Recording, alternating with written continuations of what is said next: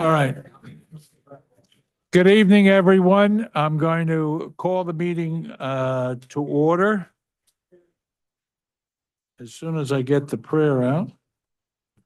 So with that, if everyone would please stand for a short prayer and a salute to our flag. Almighty God, grant us the wisdom to make those decisions that are in the best interest of all our residents.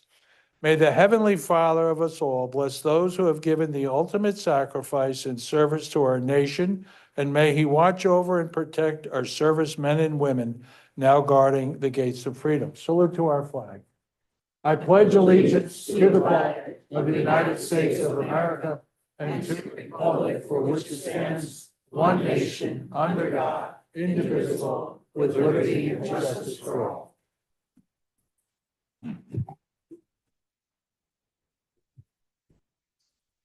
With that, a statement of publication, Jessica. Take notice that this regular agenda meeting of the Mayor and Borough Council being held on this 20th day of July 2026 has been posted and advertised in accordance with Open Public Meetings Act, Chapter 231, Public Law 1975. Roll call. Councilpersons Blumer. Here. Khaleesi. Here. Novak. Here. Rios. Here. Sinarski. Here. Zabrowski. Here. Okay, with that, I'll ask for the approval of the prior minutes. Council President. Move the following minutes of the mayor and council be approved on roll call vote, subject to correction if necessary, and they are the March 10th, 2026, June 4th, 2026, June 15th, 2026, June 15th, 2026, June 30th, 2026, June 30th, 2026, and finally, July 7th, 2026. Is there a second? Second. Roll call. Councilperson Zabrowski. Yes. Blumer. Yes. Khaleesi. Yes. Novak. Yes. Rios. Yes. Sinarski. Yes. Okay, tonight, one of the great things is we're going to be recognizing some of our courageous firemen. With that, due to my good progress, but slow progress on my back operation, I've asked the council president to take this portion of the meeting over. So if the governing body would go up to the rail, please. And if I could have Dan McCabe, Guy Crowder, and James English come forward, please.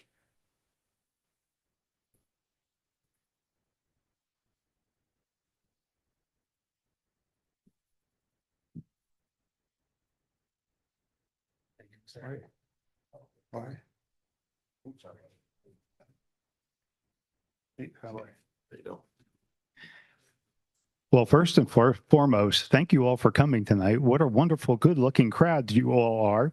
And it's not often that we get this many people at our council meeting. So I'm glad that, in fact, you are here tonight for what really is a special opportunity to recognize, first and foremost, one of our firefighters, volunteer firefighters, but also two members of our community who came to service for their own members of their community today.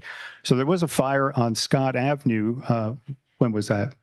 June 14th. June 14th, and it was a tragic fire. My old home. In fact, it was Hervé's old home. So, and Hervé is here as our council liaison to public safety as well. And we're going to present these proclamations. But before we do that, first and foremost, I want to give thanks to all our first responders, particularly our fire department, our first aid, our EMS, as well as our police auxiliary. They do a tremendous effort for all of us in our communities, keeping us safe. And if you don't mind, can I have a round of applause for those?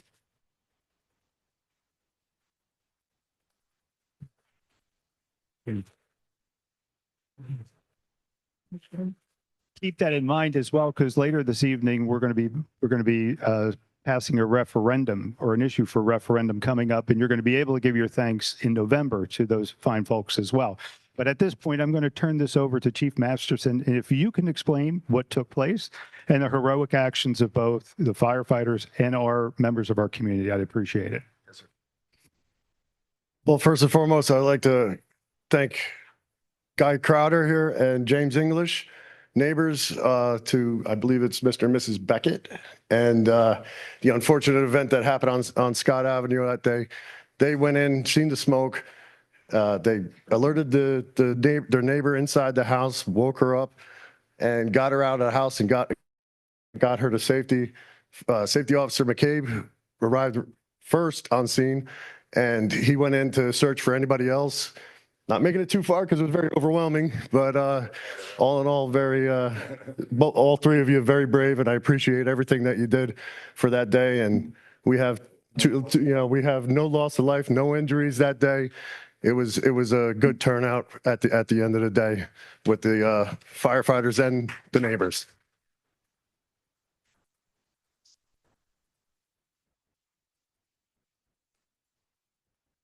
And Hervé, if you could do the honors of reading the proclamations. Borough of Sayreville Certificate of Recognition presented by the Mayor and Borough Council to Den McCabe. The Borough of Sayreville wishes to recognize your commitment to aiding a fellow individual in need and risking it all to save a life. Your efforts have enriched us generously because the community possesses no greater treasure than the dedicated service of its people. Congratulations.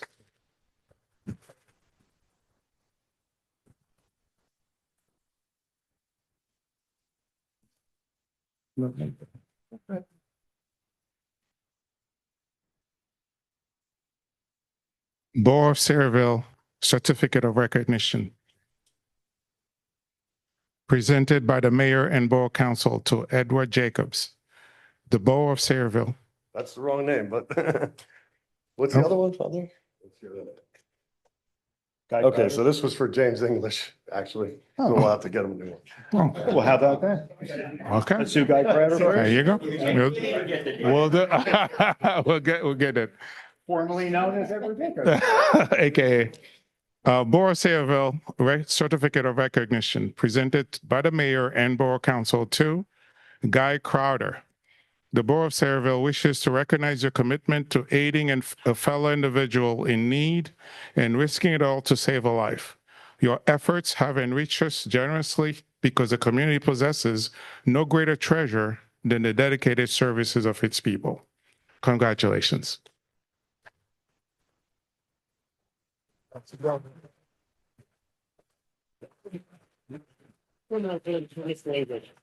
Similar certificate for Mr. English, we'll get you hooked up.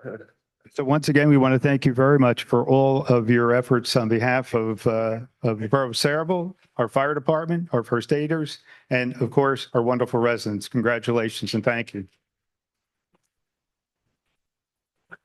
Thank you. Thank you. Hey. Jeff.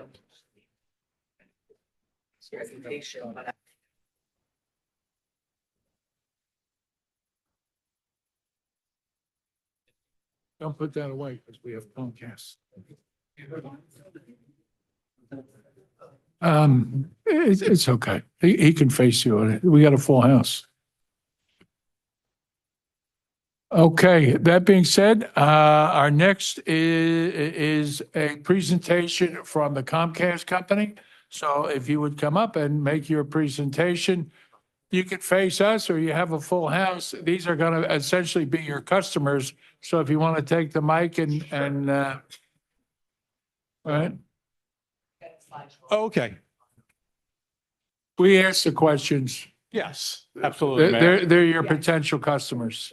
Mayor, my name is Rob Clifton. I'm the Manager of Government Affairs for Comcast Cable here in the central part of New Jersey. With me tonight is Tim Quigley, our Director of Construction, Ron Bogard, our Supervisor of Construction, and Alex Navarro, our Director of Business Development. The reason we're here tonight is Comcast is interested in bringing competition to the borough for cable television service as well as internet service to your residents. Comcast is a Fortune 50 company, and we're throughout the United States, and we have a large presence here, over 400 municipalities here in New Jersey. We provide service to, including many in Middlesex County. Sayreville is a unique situation where half of the town is served by two cable providers. Another half of the town is only served by one cable provider. And in that section of town, and that's the section of town we will be seeking a cable television franchise in. And how we go about this is, first, we would need a right-of-way agreement from the municipality in order to apply for a system-wide franchise from the Board of Public Utilities. And once that is granted, then we could begin the construction process and provide information, provide services throughout that section. Since we know that another internet provider has applied for and received an ROW recently, we have some proprietary information that we will provide to the administrator that he can provide to the council and the attorney. And after tonight, our attorney will be in touch with the borough attorney to talk about the right-of-ways agreements that we've gotten in other municipalities, as well as show some of the other information about the project. So again, Comcast, we are investing in New Jersey. Now, how do we move the slides? Okay, next. So this is Comcast today. Our products, Xfinity, Sky, and NBC Universal. We provide different types of services such as Xfinity Mobile, products for our businesses, NBC, Telemundo are part of our Peacock, the streaming service, as well as Universal theme parks and Universal Studios. Next. What we're bringing, we're an industry leader in technology. Our network is built on an advanced architect that allows for low latency and strong reliability. We are consistently upgrading our network, and we'll do that if we are permitted the ability to serve here in town. And we have a proven track record. We've connected millions of homes. We pass over 31 million homes throughout the United States. Next. So our network is next generation fiber-based wired broadband. We deliver affordable, reliable, secure service. We now have Xfinity Mobile, which combines America's largest and reliable 5G network and an expansive network of Wi-Fi hotspots throughout our markets. And we also are a leader in business services for internet phone service. Next, please. On affordability, we have a program with over 10 million customers in it called Internet Essentials. And essentially what that was a low-cost, high-speed internet for individuals first that were on the free and reduced school lunch program, but now have been expanded to other types of social services, including veterans and families that might receive some sort of government service. And that's a product that's $14.95 a month for high-speed internet service. We have the most reliable Wi-Fi network in America, 99%. And 77% of our issues are mitigated without a technician ever having to come to a home or a business. We have over 2,000 cybersecurity professionals working for Comcast, and we have fought off over 34 billion cyber attacks over the last year alone. Next, please.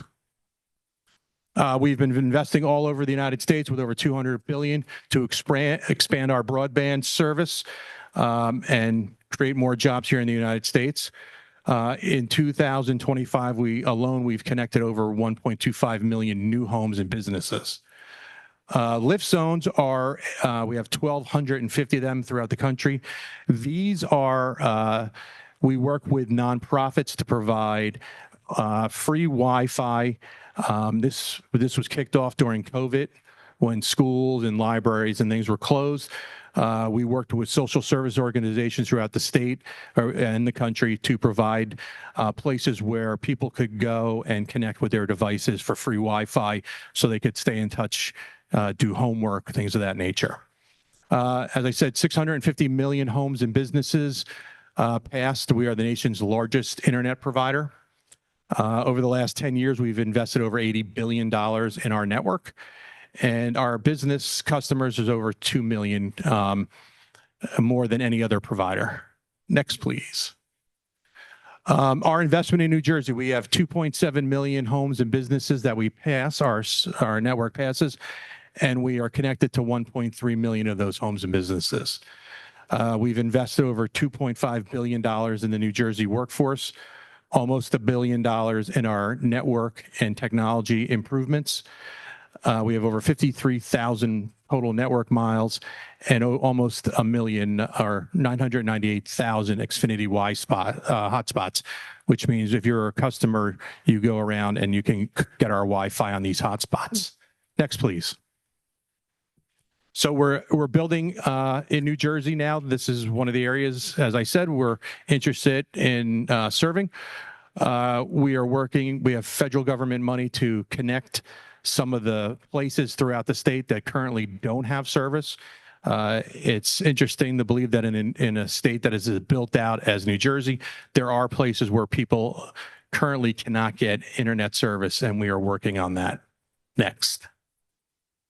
So actually, this slide is wrong, and I've just been updated. It's actually 6,700 residential passings and 121 commercial passings here in Sayreville. That's where we're proposing to build. Next, please. So we will obviously work with the team here in Sayreville. Pre-construction, we want to make it as quick as possible to provide your residents with a choice for cable and internet service. So working with the municipality and our other utilities to get pole permits and things of that nature, we'll make that a priority. Next, please. Again, working to try to get rid of some of the barriers, working with your construction department, your engineer on permitting. We've already begun working with our pole providers. We do not own any utility poles ourselves. And obviously tonight we're here to seek a right-of-way agreement. Next, please. And that's the presentation. I'm Rob Clifton, again, Manager of Government Affairs, and I can open up to any questions or concerns you may have. The first thing that I'd request is that you make arrangements with our business administrator to give this presentation to the public at our Adult Activity Center. It's pretty common for people coming in with these kind of projects to do it. You pick a night, you bring your different stations, you have your people at the stations, the public, it's open to the public. And absolutely. It's fairly effective. It's a more relaxed atmosphere, and they can ask questions, come back with more questions.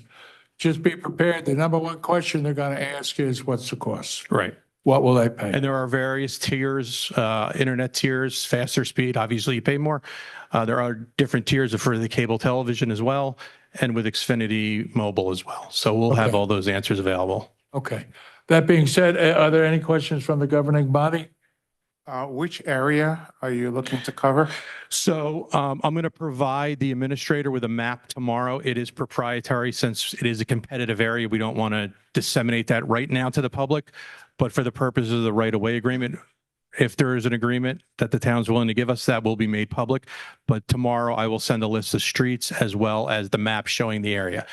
I can say this, that currently the area of town that only has one cable television provider is the area of town we're looking to invest in. Yeah. Okay. Are you under a timeline and to do this public presentation? We're at the end of July, Correct. and there are a fair amount of people that take vacations in August. Is it adversarial for you to do it in September? The public hearing with the residents? Or, Yes.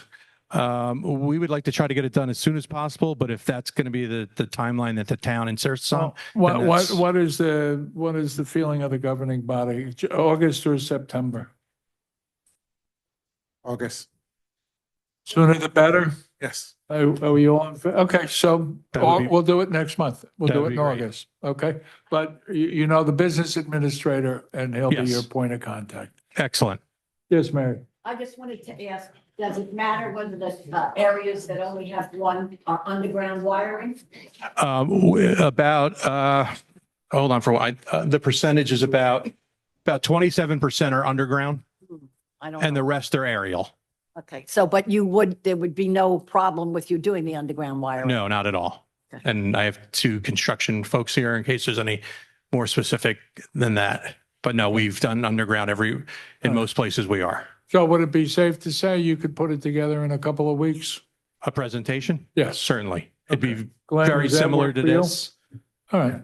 Well, so go over the exact dates. We'll advertise it Terrific. pretty well throughout the borough. And we're glad that you chose Sayreville to try to do some business in. Thank you, Mayor. I appreciate it. Thank you. Thank you. Okay. Any other questions? I mean, I will. Yes, The public portion will be Alberto? if this goes through, is there plans for an office in Sayreville? No, we have an office on Route 18 in East Brunswick. What we've done is we've gone away from the old traditional payment centers where people would come in and pay and we've sort of gone into the Verizon thing of having a store now where you can come in, sit on a couch, try the products and services, and there are people there that can answer the questions, provide you with the equipment. You can also do the old traditional things like pay your bill there, but for the most part, it's a retail store now, like Apple, like AT&T, like Verizon.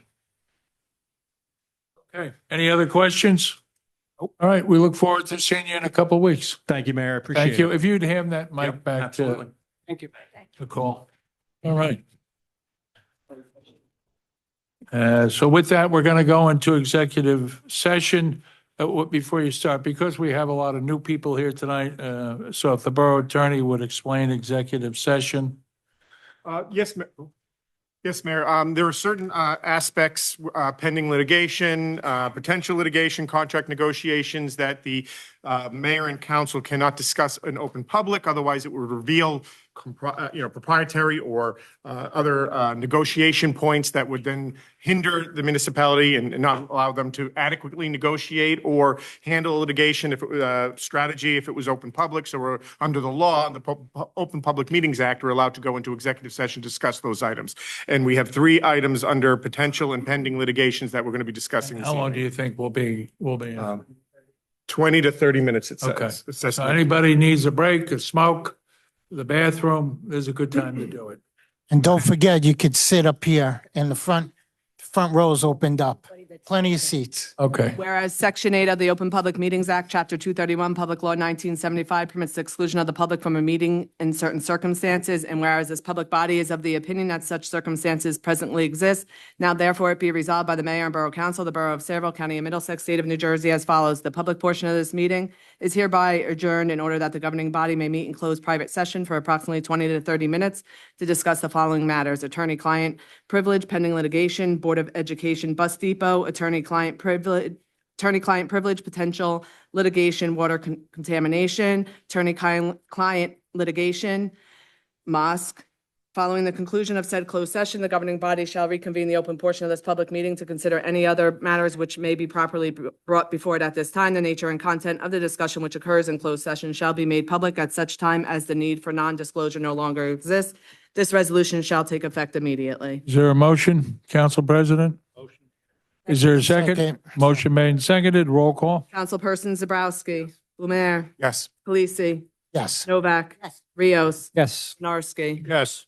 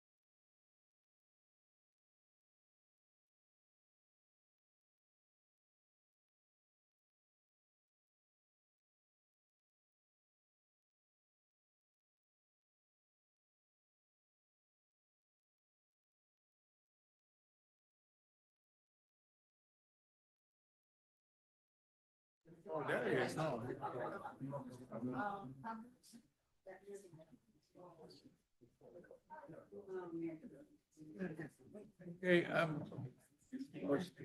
I'm going to ask for a motion to return. So move. There's roll call. Councilpersons Novak, Yes. Lumiere, Yes. Lisi, Yes. Rios, Yes. Zinarski, Yes. Dabrowski. Okay, next item. Mayor, as a result of our executive session discussion on the pending litigation with the Board of Education, I am going to request that the council adopt a resolution authorizing the settlement of that litigation, subject to finalization of the settlement agreement, release, stipulation of settlement, and a formal written resolution that will be adopted at the next council meeting to be negotiated and finalized by the attorneys. But that I would need a motion to officially authorize me to move forward with that settlement, and the agreement and the resolution will be on the agenda and available to the public at the next council meeting. John, you would? I'd like to make that motion. Second. Roll call. Councilperson Dabrowski. Yes. Lumiere, Yes. Khaleesi, Yes. Novak, Yes. Rios, Yes. Zinarski. Yes. Next item. All right, I got to read. Budget Resolution 2026-184, 2026 Budget Amendment. Whereas the local municipal budget for the year 2026 was introduced on the 13th day of April 2026, and whereas the public hearing on said budget has been held as advertised, and whereas it is as desired to amend said approved budget. Now therefore it be resolved by the Mayor and Borough Council of the Borough of Sayreville, County of Middlesex, New Jersey, that the attached amendments to the approved budget for the calendar year of 2026 be made. Current fund, anticipated revenues, general revenues, surplus anticipated 6 million, from 6 million to 6.5 million. Miscellaneous local revenue, section 8, licenses, other licenses, sewer user fees, 5,850,000 to 6,900,000. Total section A, local revenue includes total of group 3 items for $10,142,520 to $11,192,520. Miscellaneous revenue, section C, 850,000 to 950,000. Miscellaneous revenues, 300,000 to 402,000. Arsenal Trade Center pilot, $1,819,047.40. $2,257,298.69. Total section G, special items of revenue, $7,800,060.43. $8,340,311.72. Summary of revenues, surplus anticipated, 6 million, 6,000,005. Total section A, $10,142,520, $11,192,520. Total section C, dedicated uniform construction fees, 850,000 to 950,000. Total G, special items of revenue, $7,800,060.43, $8,340,311.72. Total miscellaneous revenues, $29,991,169.48, $31,681,420.77. Receipts from delinquent taxes, $1,100,000 to $1,200,000. Subtotal general revenues, $37,091,169.48, $39,381,420.77. Amount to be raised by taxes for support of municipal budget. A, local tax for municipal purposes, including reserve for uncollected taxes, $43,754,879.44, $41,081,628.15. Total amount to be raised by taxes for support of municipal budget, $46,311,720.78, $43,638,469.49. Total revenues, $83,402,890.26, $83,019,890.26. Public buildings and grounds, police salary and wage, public buildings and grounds, $987,851 to $939,251. Police salary and wage, $15,819,776. $15,694,776. Police other expenses, $725,000 to $660,000. Road repair and maintenance salary and wages, $1,034,611, $998,611. Sanitation salaries and wages, $1,373,975, $1,357,975. Sewage treatment and disposal salaries and wages, $863,185, $854,185. Vehicle and equipment maintenance salary and wages, $628,160, $615,160. Uniform construction code salaries and wages, $1,116,325, $1,045,925.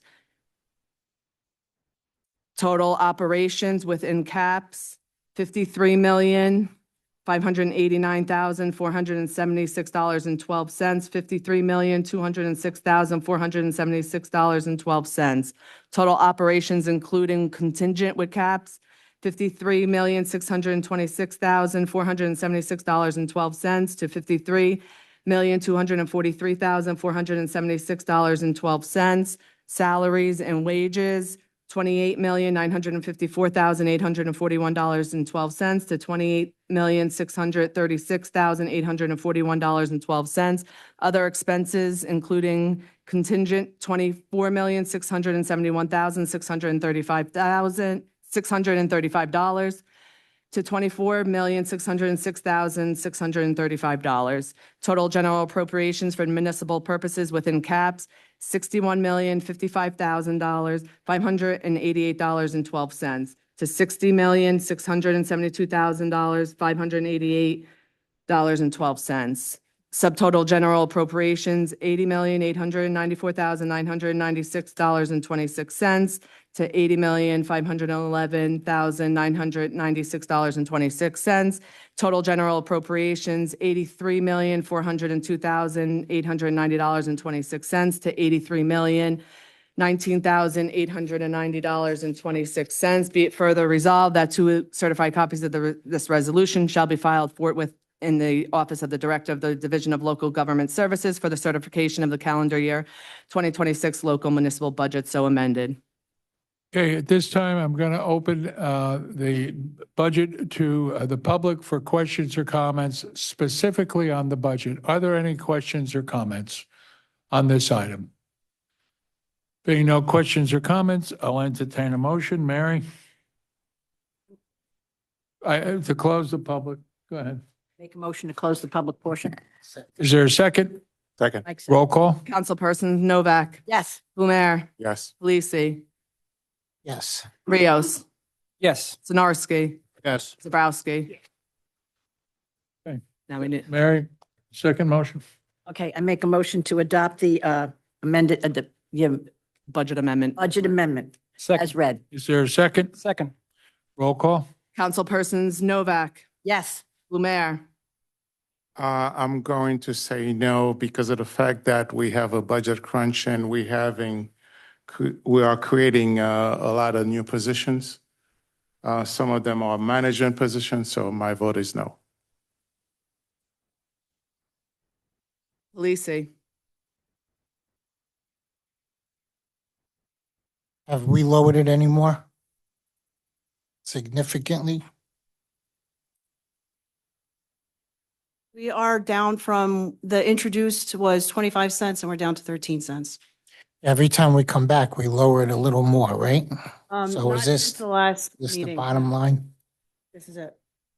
Yes? I'm This is the sorry? bottom- He's asking if this is the bottom line. This is the bottom line, yes.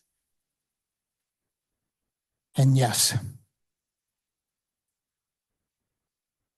Rios. My vote is yes. I just wanted to add that we've been going back and forth, trying to, for the increase not to be so much, and we have decreased by a lot. The next step for this to decrease it any further was firing, and we didn't want to do that. So yes, this is the bottom line. My vote is yes. Stanarski. I'm going to vote yes. We spent enough of time on this. It's July. It's July. The budget has to be adopted. We have bills to pay. We have responsibilities.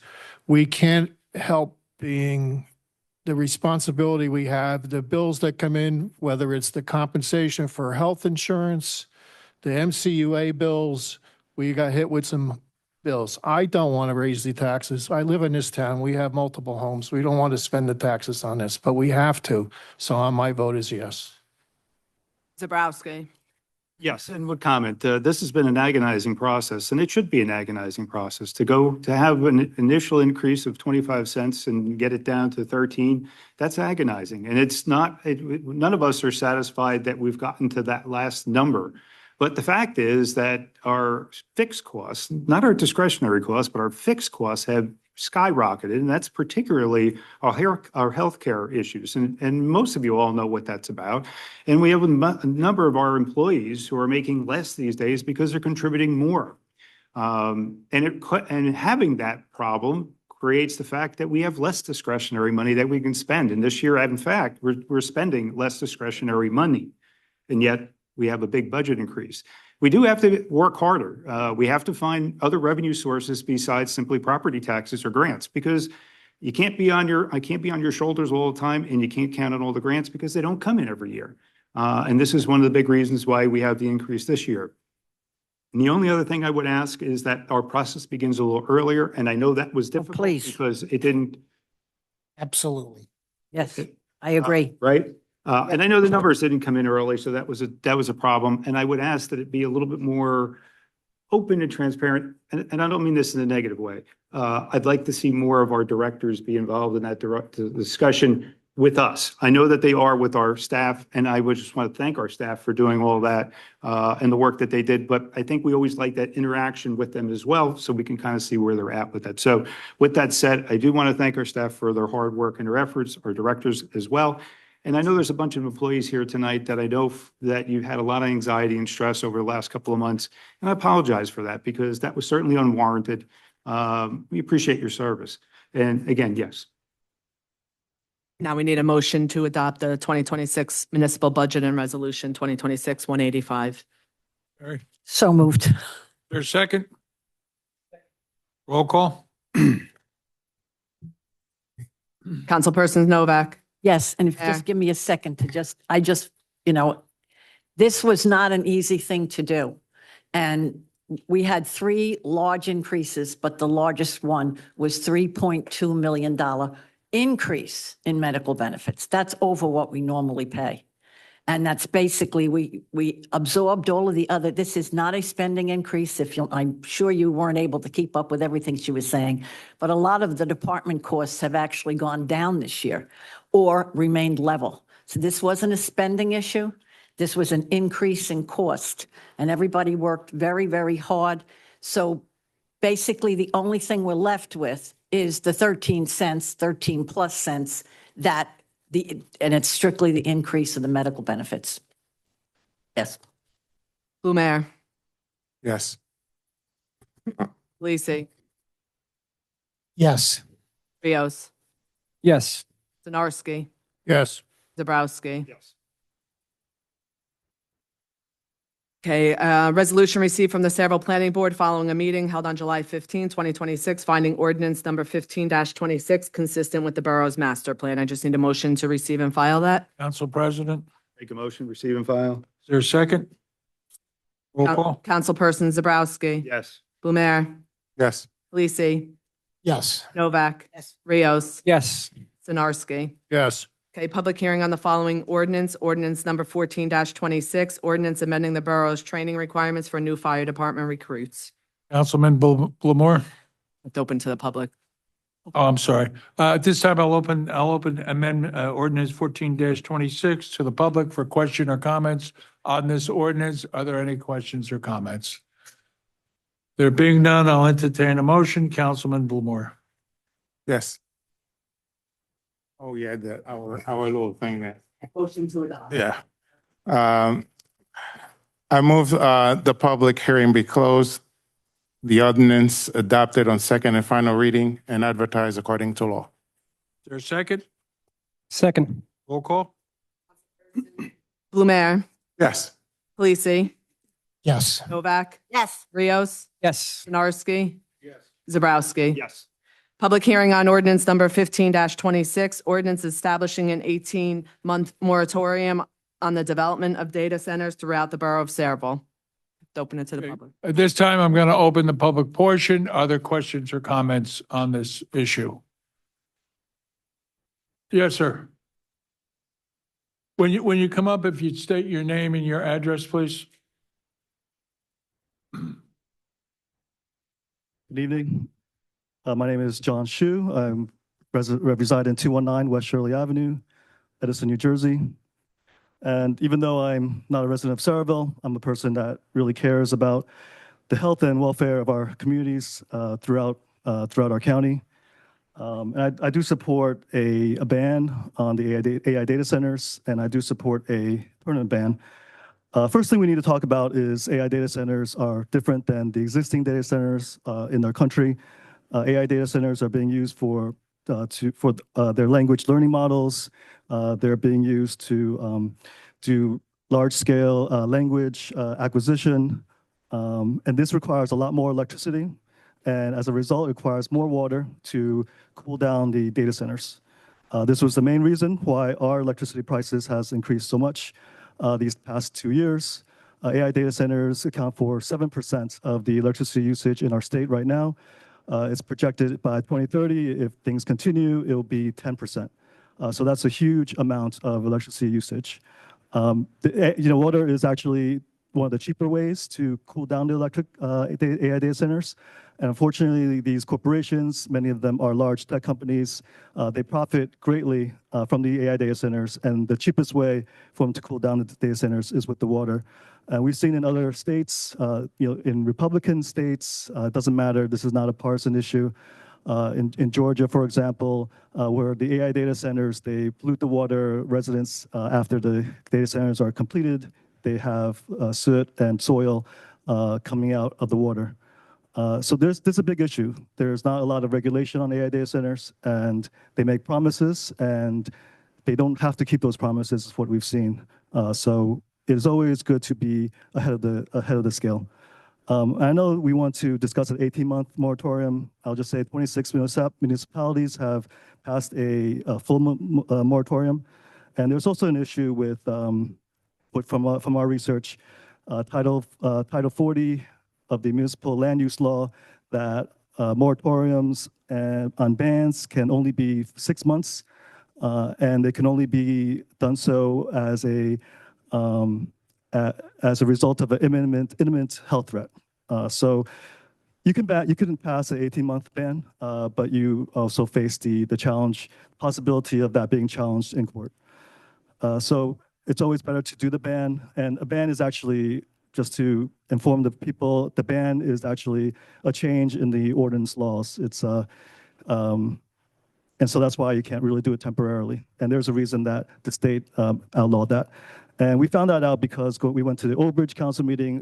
One of the Republican council people brought this to attention because the Democrat wanted to pass an 18-month moratorium, and the Republican actually pushed it to make it a full ban. And the lawyer explained it, and the head of the DP, I think, explained it. Yeah, so there's the water usage, electricity usage, there's the noise, there's going to be homes within a mile radius of possibly the Hercules, and that's always a life.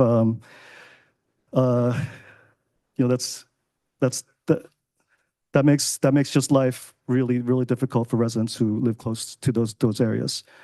Another thing is obviously areas in need of development, they do not fall under the ordinance law, so they can build data centers there too. So that's another thing that all residents need to be aware of and be on top of. Yeah, that's my speech. Thank you. Thank you, Mr. Chu.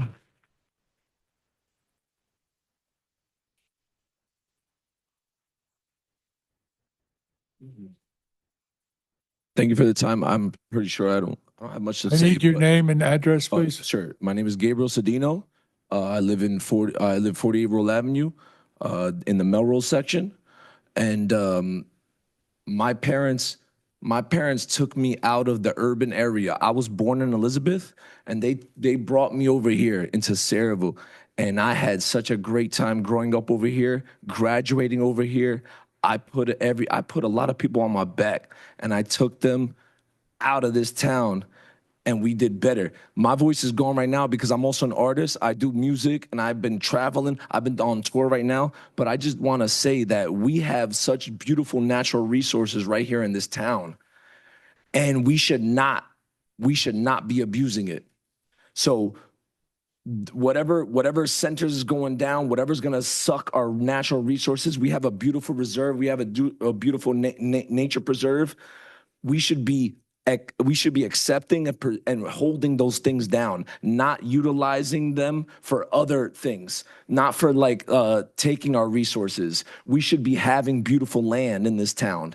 And that's the things that's basically what I want to say, because I grew up out here, out of the ghetto, out of the freaking urban area, and my parents wanted me to grow up in a nice, beautiful area. And that's all I want to say. Thank you, Gabriel.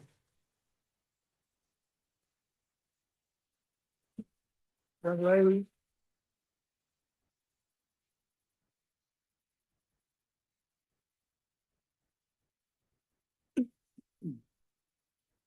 Hi, Allison Hornbeck, 7 Driftwood Drive. I'm going to come at this from a different angle because everybody understands about the environmental issues with these data centers. And I'm going to ask that you think about your financial responsibility to the residents of Sayreville. So AI has been shown to not be profitable at this time, and I think we all know that. So it's being propped up by government contracts, and I'd like to speak on behalf of the generations that are coming behind us. I have my son with me today, and I will tell you that I'm just really nervous, so sorry. Gen Z does not want AI. They don't want these data centers, but most of all, they don't use AI the way you think that they do. So there was just a recent Gallup poll, and it said, employee Gen Zers echo these concerns relative to the workplace. As more say, the risks of AI outweigh its benefits, and trust in AI-assisted work is lower than in exclusively human output. So they're very worried about their futures. Gen Z's use of AI is mostly steady, but the enthusiasm is declining and skepticism is increasing. They are very worried about AI's effects on their cognitive skills, particularly tied in areas to thinking, learning, and creativity. And Lord knows we can't lose that in that generation coming up behind us. Heavy AI users show decreased problem solving and critical thinking development. So think about that. Who are going to be your future residents in this town? And if they can't have, good jobs, where are you going to get your tax revenue from? Concerns among Gen Z that AI may undermine skill development appear to be outweighing its perceived efficiency gains. So big tech is in a rush to put that data center up. But what happens when the need isn't there? And these companies walk away from these buildings, and now we are left with the blight. Is that something that we really want? 5-10 years goes by so quickly. You all know that. We're all older here. Let's not pretend it's something, it's not. So please, let's stop and think. Do not jump on this bandwagon because you're being pressured to build these data centers. The residents of Sayreville deserve your agency and care and consideration, not big tech. We do. So I'm asking you to write and pass a resolution for a permanent ban on data centers. So I just really want you to sit and think about this before you take this vote tonight, please. The younger generation behind us, they don't want it. So please, permanent ban. Thank you.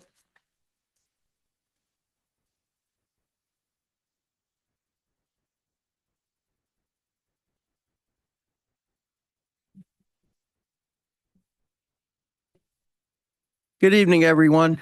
My name is Bailey, Bernie Bailey, and I live on 1 Bailey Place here in Sayreville. You like that?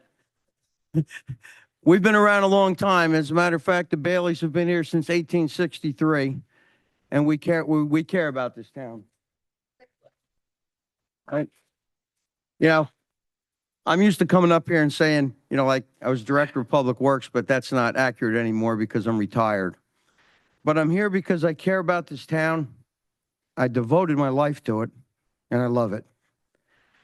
I'm no expert on data centers, but I've lived here longer than any of you. Frankly, and what's happened in the past 20 years, I'm not too happy about.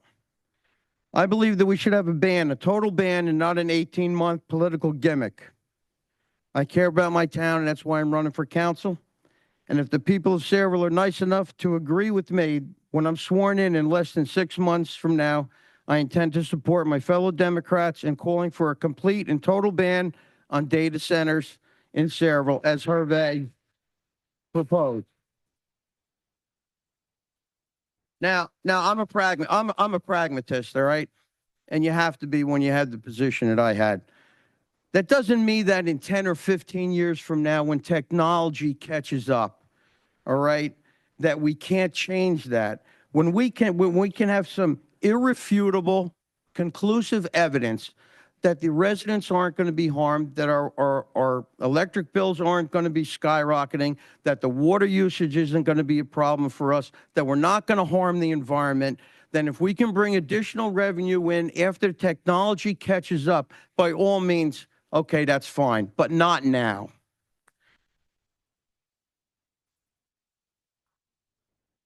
I mean, whoever would have thought years ago that you could have a heart transplant or you could get a stent and could get back to work, okay, within a day or two. I just don't think that the time is now, and I'm afraid that if we don't do a permanent ban, that we're gonna somehow the horse is gonna try and get out of the barn before we can lock the door. I don't believe that Sayreville should be a guinea pig, all right, for these untested and untried environmental monstrosities. I'm not a scientist, I'm not an expert, but I have some good hometown common sense. And I'm asking you, people don't want these data centers, and you're supposed to be representing the people. So I would ask you to consider that.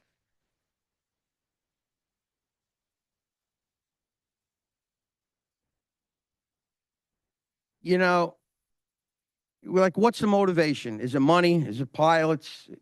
Good government is what we're supposed to be doing here, all right? And I know everybody up there, all right? And I'm talking from my heart because this is what I truly, truly believe. All right, so if you have enough votes and you're gonna pass the stopgap measure now, I guess that's it. But I really believe that there should be a total ban. Okay?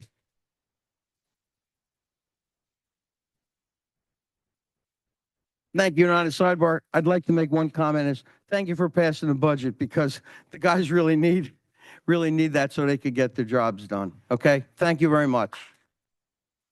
This side? Yes. Hi, my name is James Fasulo. I live at 26 Rosewood Court. Good to see you. So I've grown up in this town. I left for a little bit and was in New Brunswick and found that it was just incongruous with what I've come to expect from a quality of life somewhere where I'd like to make the best of myself. The noise is a giant part of that in my experience. And I grew up in this town volunteering at Sayreville BIC down formerly next to Bailey Park, seeing what's gone, how Cheesequake Road has, I'll say, evolved over the past couple of years. I feel like we've already had a decent chunk of this town's heart razed. And the thought of that area in particular, not to be too sentimental or idealistic about it, see that particular area of town turning into something that stands essentially to disenfranchise artists, disenfranchise specialized workers. AI exists to replace the human element and to reduce labor costs for people that we will never interact with, people who will never really care about us. There's nothing to gain for us in this town by having this here. They employ like 2 people, these facilities, on top of all of the outward negative effects. So that's really all I have to say. I'm also clearly in favor of a permaban. Thank you.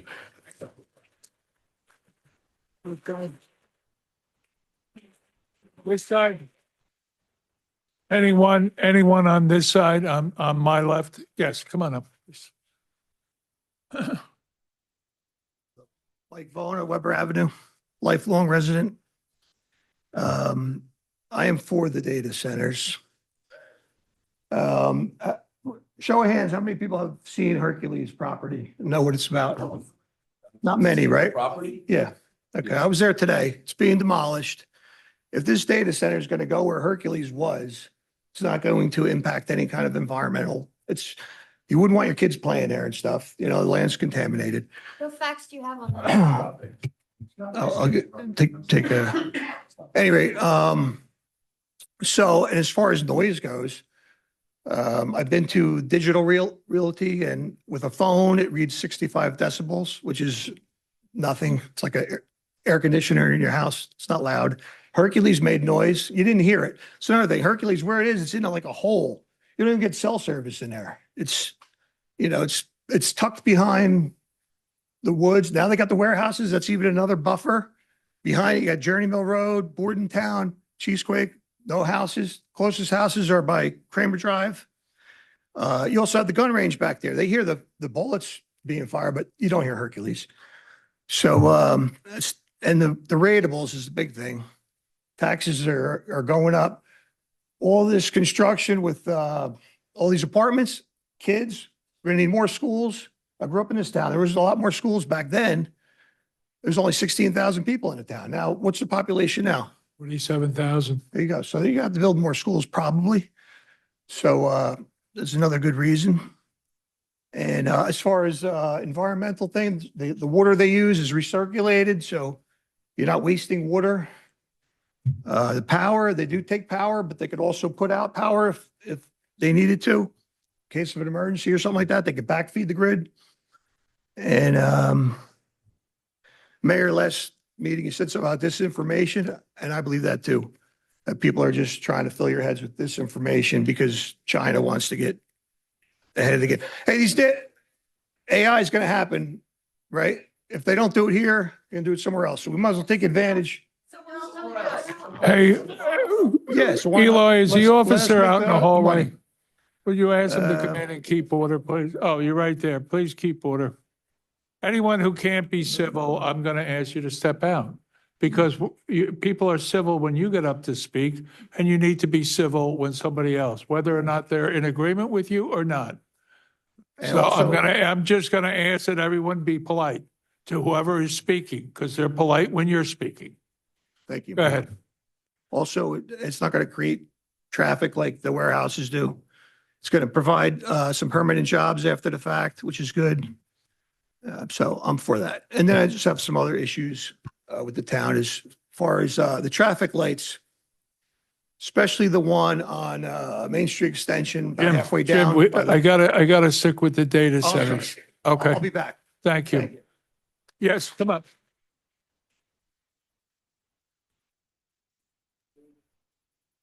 Good evening. My name is Sharon Hansen. I live at 5 Elizabeth Street. I'm a retired teacher. I taught American history for a very long time. And one of the key things I taught my students was critical thinking and do your research and be able to back up your research with more research. I have started to do some research on this topic. And what I have found in my limited research, I'm not a technology person, is that the benefits don't seem to outweigh the negatives in the long run.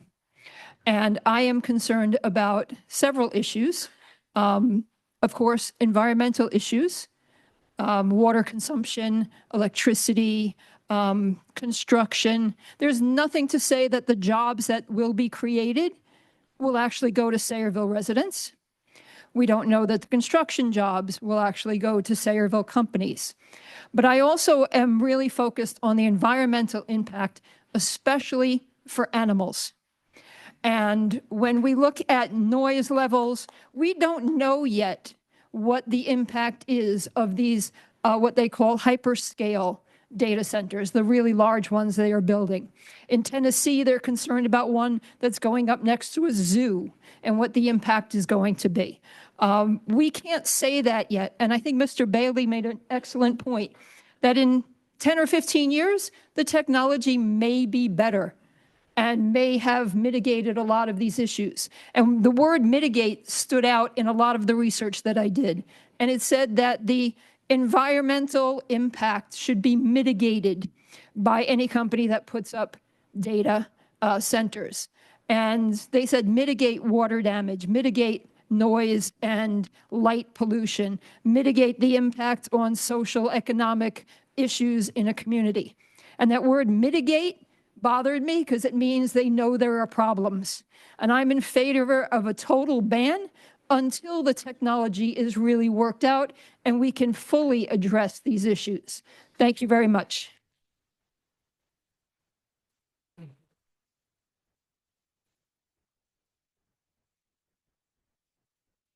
Good evening. My name is Valeria. I live at 34 North Edward Street. My husband and I moved here just last year. We came from North New Jersey because we were looking for something different, something more family friendly, a place that's quieter to settle down, hopefully raise our children here. And from the first time when we came to Sayreville, we thought this was a community that we wanted to be a part of. And so that's why I'm here tonight. Data centers aren't just another commercial development. This proposed ordinance itself acknowledges the concerns about the electrical grid, about the water supply, the noise, the property values, and the character of our community. These are serious concerns, and they're not going to disappear in 18 months. I worry that the temporary ban may give residents a sense of security that only lasts for 18 months and does not offer families protection, long-term protection.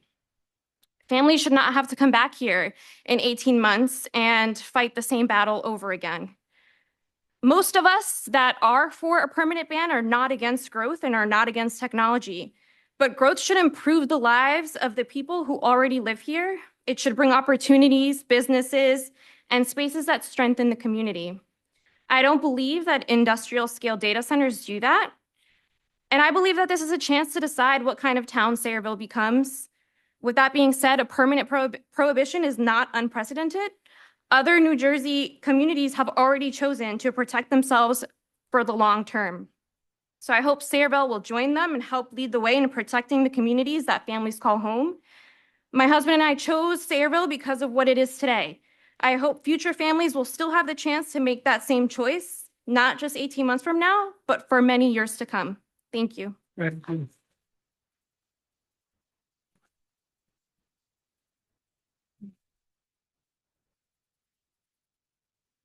Good evening. My name is Lauren Parrott. I'm a resident at 42.5 Quaid Avenue. I am a new resident to the town, so just to share a little bit about myself with all of you. My mom's family, her grandmother lost 4 sons to World War II, 2 at Pearl Harbor alone.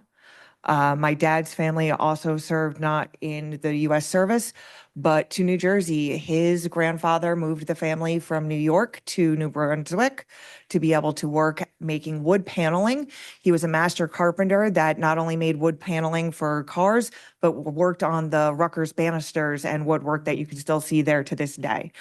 Men in my family worked in warehouses from Mack Truck to the GM plant in Linden. The women in both sides of my family are of strong, stubborn, and artistic stock. So to give you an idea, obviously I'm going not in favor of the data center. I don't see it doing anything good for our community. That being my familial background, I come to the table with a lot of questions always. I never stop asking why, and I never have, and I never, hopefully never will. And in asking a lot of questions leading up to this, I was able to speak with my aunt who worked for Bell Atlantic all over, mainly stationed out of Atlanta, but all over the country and all over the world. She worked on things like lines and electrical grids. She's actually very familiar with reading schematics, and she made me aware that New Jersey's electrical grid system is not set up to hold as many data centers are being discussed and be put in at this time. I spoke to a friend who is a stock whiz. It's his fun. It's his hobby. He made me aware that the top 5 AI companies right now, they only make $8 for every $30 spent. He pointed me in the direction of what economists are currently saying about data centers, and that is they are holding their breath, waiting for the burst, similar to what we saw in the housing bubble crisis and in the dot-com era, because they're hemorrhaging money at this point. It can't simply go on. At this juncture in time, just for those reasons alone, let alone the environmental facts, I think it's good to permanently postpone. We don't want to be stuck with a building that's going nowhere. We don't want to be stuck with something that's hurting our community, our electrical grid. To echo what everyone else has said, we don't know where the technology will be in 5 to 10 years, but I'd rather play it safe than play it fast and loose with what's going on in the borders of our town. That's pretty much all I have to say. Outside of that, I know everyone keeps bringing up kids. Technology has moved fast within my own lifetime. And I think everyone can sit here and agree that children would be better off with their noses, not so much in a tablet or a computer screen, but paying attention to the world around them. And AI as a whole system is pulling away from that more. And we should be really thinking about them and their critical thinking skills as we move forward. Thank you so much for your time.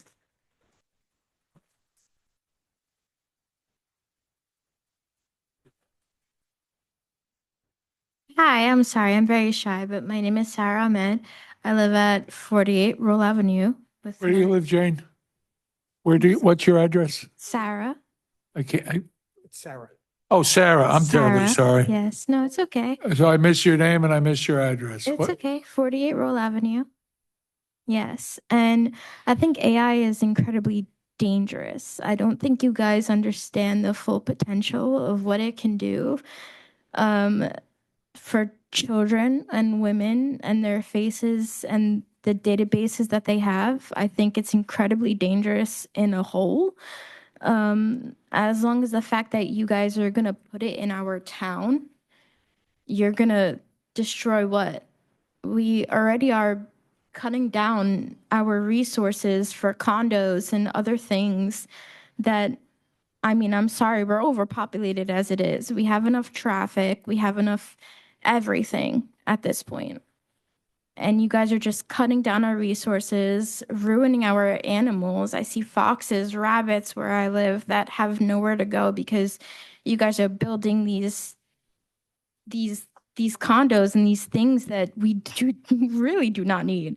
But it's for profit, and I understand that. I get that from the point of view, I guess, of what you guys decide to accept. But I think that growing a database in our town is just even more harmful than 45 condos that you guys want to build and cut down forests and kill our animals and do whatever you guys would like to do. So I think that I don't want to say postpone. I would like for you guys to ban it.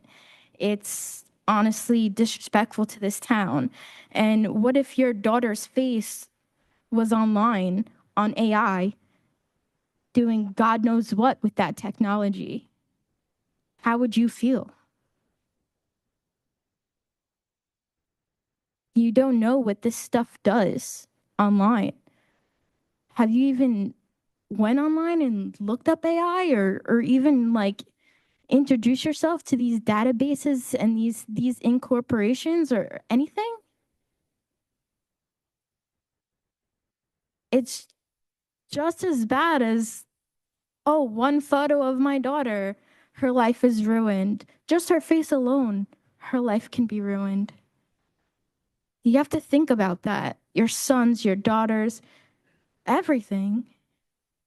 So I don't want this at all. I don't want it in my town. I don't want it even in this country. But that's not in my hands. So all I'm asking is that you guys considerate all of that and hopefully think about it and just don't do it. Not a very smart idea. So that's all I have to say. Yes.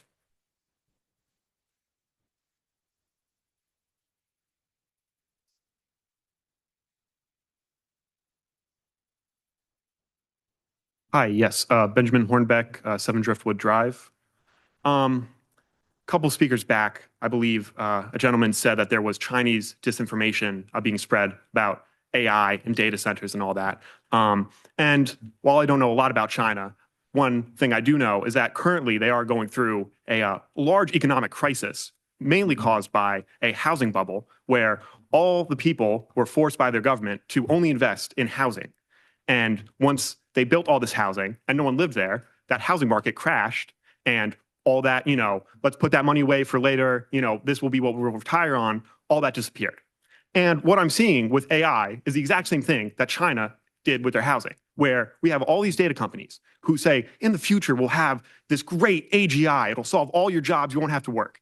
And they use this goodwill to put private companies, which they say, we're never going to use these for profit. We're never going to, this is just for the good of humanity. And then 2 or 3 years' time after they realize, they're unprofitable and they need to get more and more cash, they, IPO onto the public stock market and they ask us, all the residents, of the common citizen, for money to subsidize them. And, when we look at something like this data center being built in our town, what we're seeing is another subsidy to a company which is adding no value to the people of the country or to the people of the town. When we, as it was brought up earlier, these companies are not profitable and they will need to be the data storage, units, the GPUs and all that are being put in these data centers will need to be restocked in 3 years' time. But by the time they're restocked, they're not being made profit. So it's just a circular system being taken out of our tax dollars, being taken out of our retirement funds for this thing that is not working. And another thing that I would say that if we're on disinformation here is that a lot of these CEOs for these companies, they call people who are anti-AI, proliferation of tech, they call these people terrorists. They call them Antifa. They say that these people are dangerous to our country. And I would think, as a town council, if someone is coming into your town and calling the people who are concerned about something terrorists and are bad-mouthing them, I would think I would not want to do business with those people. We are the citizens of this town. We live in this town. And we are not terrorists. We are not horrible people for wanting our town to just be something where we can live for the future. But instead, you want to work with these people and you want to push it off in the future when we forget about this and then go and shake their hands. And I'm just thinking, in a couple years' time, we know the environmental damages. This council, in the past already has lawsuit pending from bus depots, poisoning people, from a mosque, which was, seeing that people on the council were double dealing with that mosque. And we know that people on this council were taking money from a billionaire, Harlan Crow. And I'm just thinking, if we know these billionaires don't care about the people of the town, we know that they need people of this town to survive. What are they going to do to get this built? And I just don't think as one of the future generations, I don't think that we need this in our town. And yeah, that's that.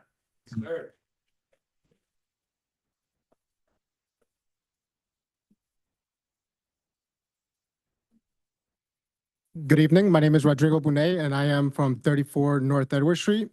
Initially, Your name again, sir? Rodrigo Bonet. Initially, I didn't plan on coming and talking, but I felt compelled to talk after hearing everybody talk. You've recently heard from my wife. We recently moved to Sayreville. Our plan is to hopefully grow a family here, somewhere healthy, somewhere safe, and somewhere that's a good place to live. Now, I know we've heard many angles on how AI data centers will impact our town, they impact society. And I like to look at it in 2 different lenses. One is financially, and the other one is environmental and / how it's going to impact our way of life. If we look at it financially, we had a gentleman come in earlier and talk about how water recirculates itself and how data centers won't use up many resources. But based on what data and limited data we have right now from existing data centers, it increases utility costs from electricity costs and water utility costs. So if you really care about our finances and you care about what it's going to cost the consumer or cost the resident, then you probably don't want to have a data center in your town. It will cost us more.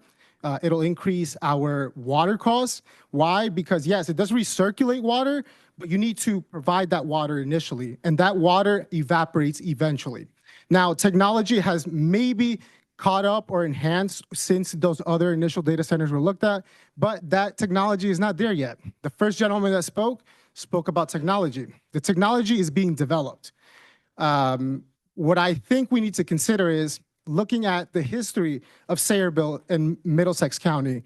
There's a reason that this area of New Jersey has become known for being a Superfund site and Superfund hot zone, because we have a lot of councilmen like yourselves and councilwomen like yourselves that jump to the opportunity for investment in your town and also to line your own pockets, if we're being really honest. And you act without thinking about the future consequences, because at that point, you probably won't be living in this town. So what I'm saying is that let's not become another Superfund site. Why? Because we don't realize what implications this technology will have on us. We've seen this before with manufacturing companies, with pharmaceutical companies. We've seen it time and time again with many companies with their own personal interests promising us a lot of money, a lot of prosperity, without being fully honest about what exactly their manufacturing or their technology could do to negatively impact our society or our town. Now, from a financial perspective, right? I will say, and I'm a realist, and I have looked at some of the data. It can increase some housing prices. So I'm not coming at it at an angle where I'm not looking at both sides of the coin, because there is some promise here. I'm not looking at it as we should completely ignore data centers, because eventually we'll need them. Now, because to that point, what we should be looking at is how can we honestly and safely invest in this technology in our town. And if you all can say, hey, we can invest in it without having any negative impact, then I'm on your side to please invest in data centers. But that's not going to happen. Why? Because we don't have the data. And if you want to make an investment without looking at the numbers, if you want to line your own pockets, if you're going to benefit from it, I'm not saying everybody will, then we really can't control it. So 2 things I'm asking for. One is, let's not become another Superfund site in 5 years and 10 years when we will see the true negative implications of these data centers. And 2, let's look at a permanent ban. Somebody mentioned that this 18-month ban is a little bit of a facade if you really think about it. Because if you really wanted to, you could repeal that. In order to make that permanent, and I want everybody to be aware of this, they need to change code, they need to change the law in the town, and we need to hold them accountable for this. With that, please don't let Sayreville become a Superfund site.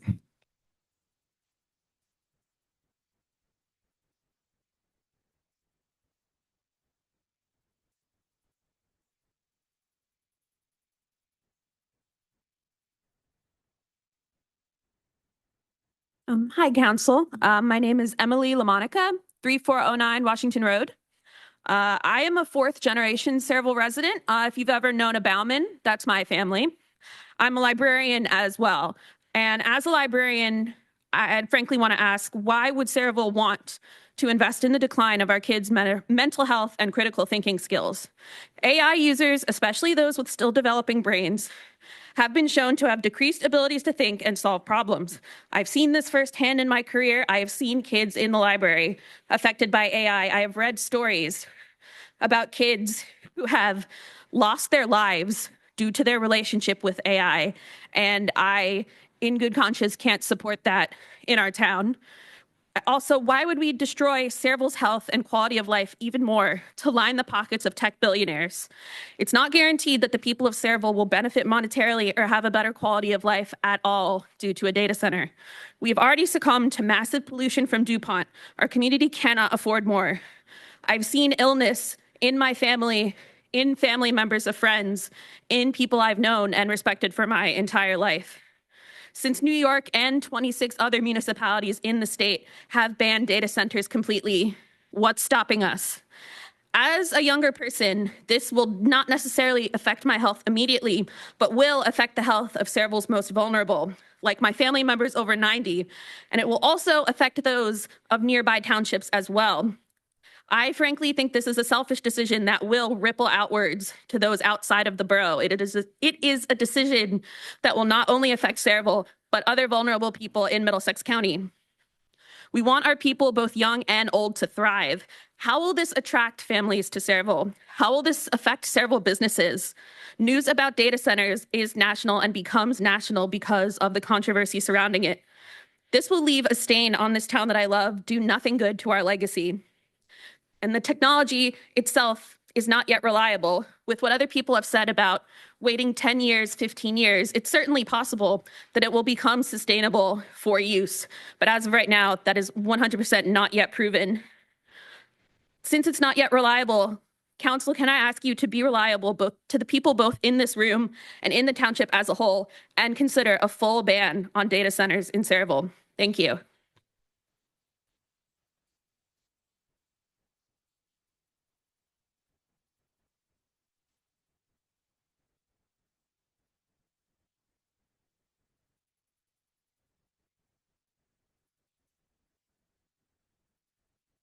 Okay, good evening, everyone. My name is Sheridan, and I am a resident at 11 Fordon Court, Sayreville, New Jersey.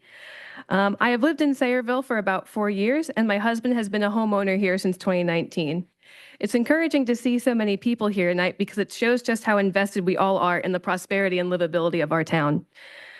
Like so many here, I'm concerned about the environmental impacts of data centers, and while some would argue that the tax breaks and other economic benefits greatly outweigh the environmental consequences, I don't think that's true.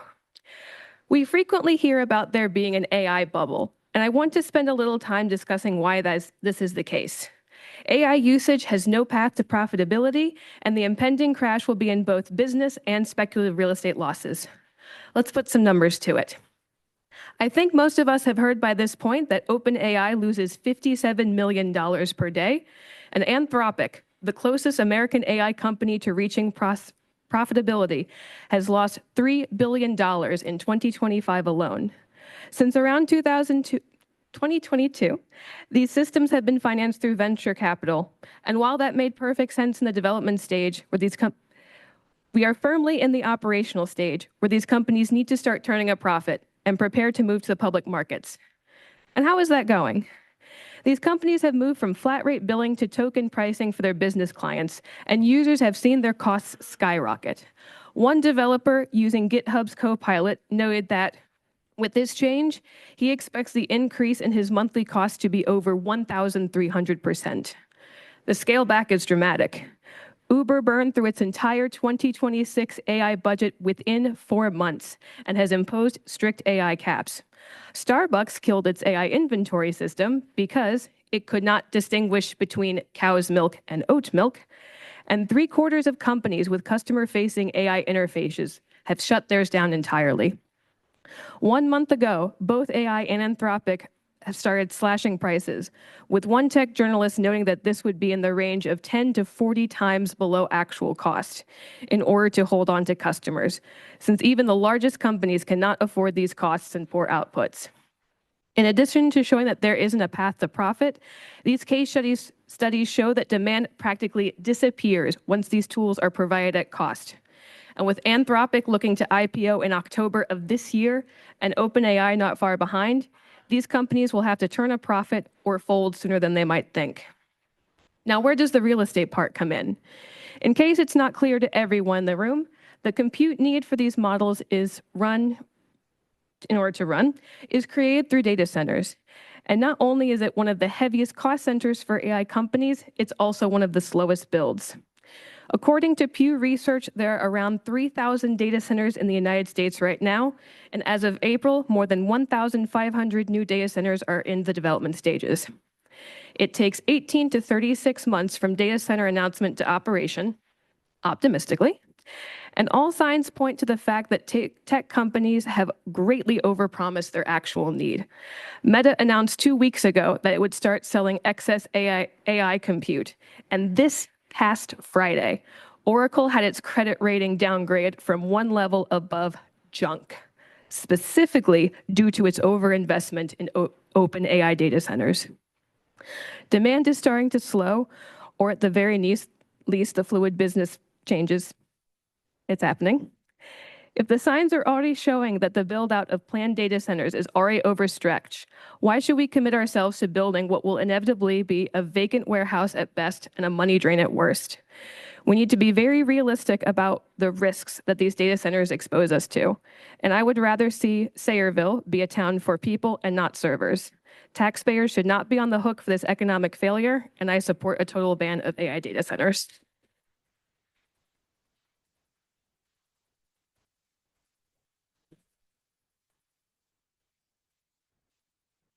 Anyone on this side of the room wish to make a comment? Ken?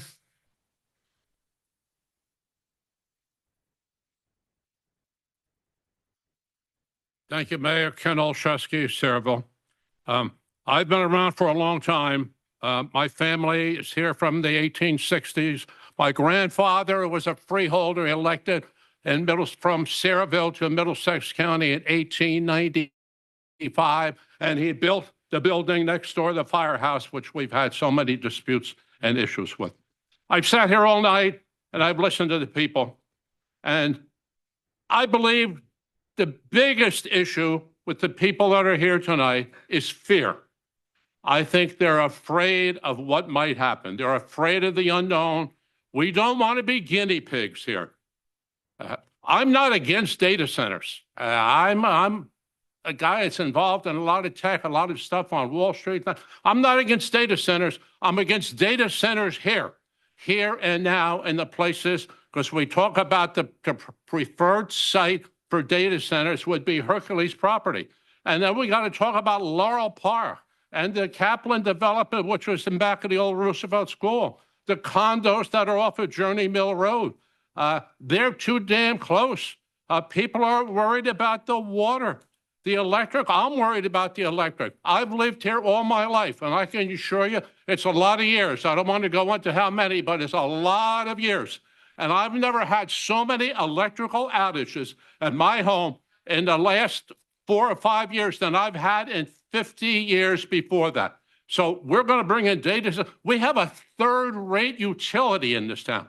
Not your fault, not my fault, but Jersey Central Power and Light is a third-rate utility. That's a fact. If you don't think so, read about them and their parent company. A lot of people in their parent company are in prison right now. So the people are afraid. They're afraid about the noise from the places I just cited, and from some others. And we're also concerned about the fact that this governing body does not have a good record of trust. You took away our Zoom. You're giving people pilots like we give out candy for Halloween.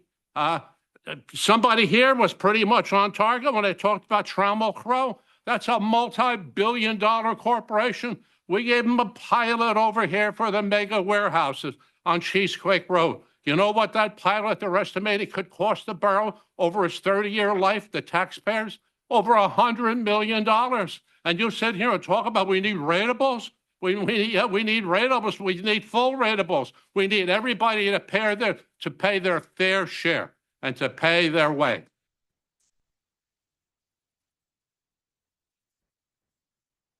Things have not gone well with this firehouse. There's been a lot of fighting over it. I don't want to get into that now because that's not the proper time, but we all know that.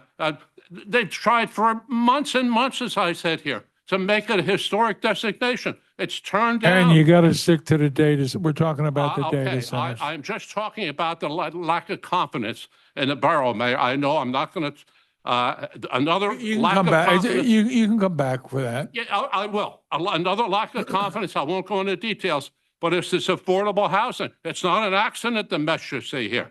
So the people, they fear what's going on. I'm concerned about it, but at my stage of life, look, I can get out of town if I have to, if it really gets that bad. And I don't have that much time. I'm worried about the young people. I'm worried about the people who have families. I'm worried about the children. I don't want this to turn, and it's not a good record here in Sayreville. I don't want this to turn from Sayreville and to be renamed Developerville. And you know what they say about Developerville? Everybody is familiar with the old song, I'm sure. Wasting away again in Developerville, searching for that next tree to assault. Some people claim there's a developer to blame, but really it's the politicians' fault. Thank you very much.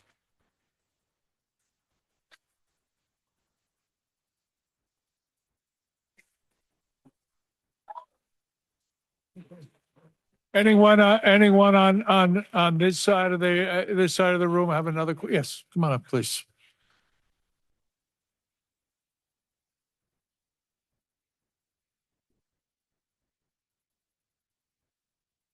Hi, I'm Rick Zinna, 32 Patton Drive. We spoke about this at the last meeting. We were saying last time about, we were talking about the water, the excess water, and you were talking about that there's going to be gray water that's going to be donated to us from some other company that's getting rid of it, and that's all fine until you have to pass that water out or it evaporates, and then we need new water.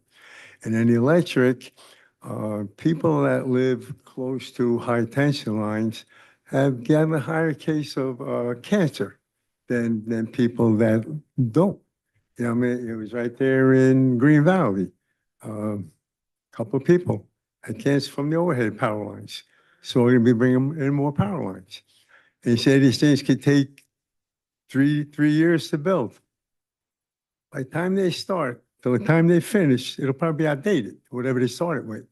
It's moving so fast. So we're going to have, either going to have to add on to this thing. You know, you say it might start off small, and then in 3 years, say, well, things have improved so much, we got to make it bigger. Or like somebody said, we're going to abandon it. And that's it. So you're going to have the negative impact of excess water, electric, exposing people to potential cancer risk, and the pollution.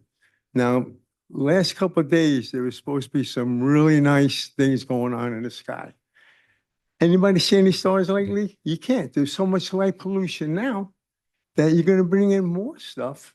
We'll never even see a star. And the noise level, you can't say, even though it's going to be down in the pit, you're still going to hear the hum. Like I said about the animals. Got to think about that. And then I know they say jobs, and I know that the guys that are in the trades, you know, they could build this building, but once this building is done, there's no work for them. Be two or three people operating it, and what if these guys in town don't get the job?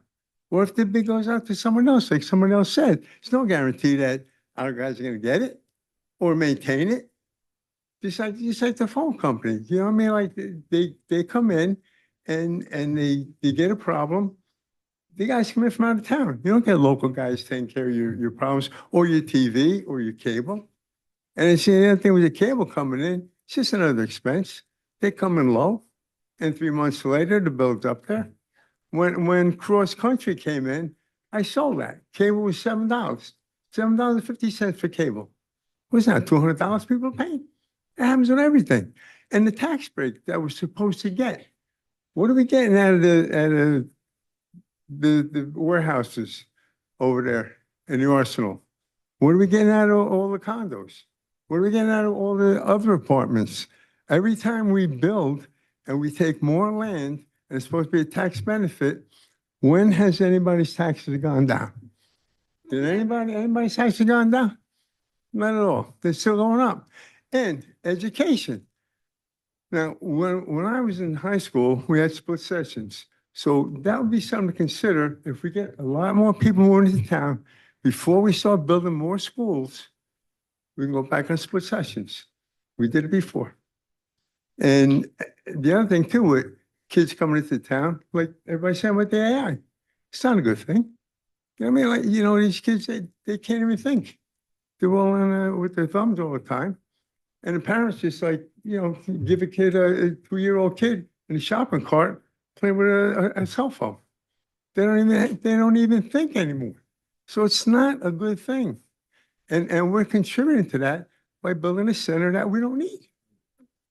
So I don't understand. Like a couple of you guys last week voted for, turn it down, a permanent ban.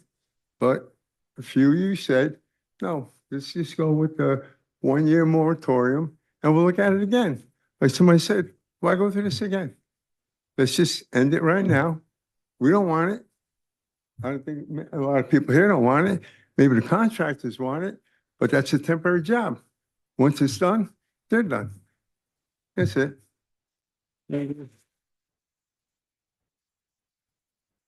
Anyone on this side of the room with a question? Dan?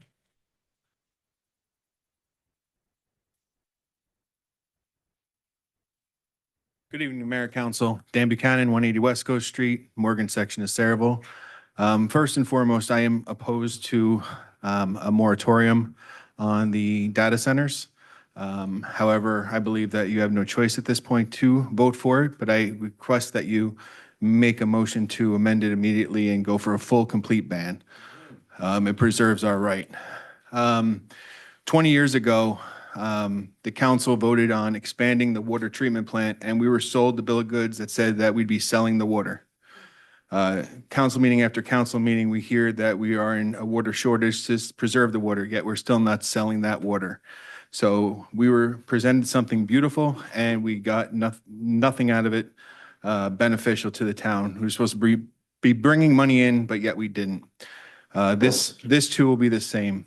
There's verified facts out there about water usage.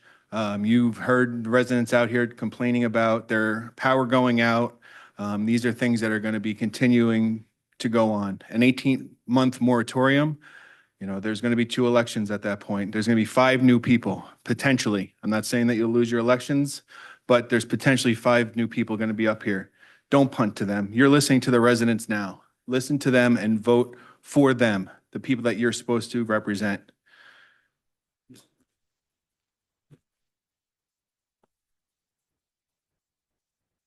We hear that the power goes down and there'll be a buzzing sound from the generator, but there's also going to be cooling fans. There's going to be a constant buzzing, and the residents are going to be hearing that. There's verified fact that too is going to make them lose sleep in the close vicinity. We have residential areas, we have schools. We don't want to put it in this town. It's too compact as it is. Let's put it to someone else. What else? Again, I am opposed to AI data centers in here. I think that for the benefit and preserving our right, we should pass this moratorium, but immediately do an amendment to ban it for good. The majority of the residents in this room tonight have spoken. Councilman Zabrowski, you heard on your poll that the majority of the residents don't want it. There's no reason. We heard last council meeting that there was discussions about a potential pilot there. So that concerns me that there's an application pending. And if that's the case, get this moratorium in now and then rewrite it for a permanent ban. So thank you.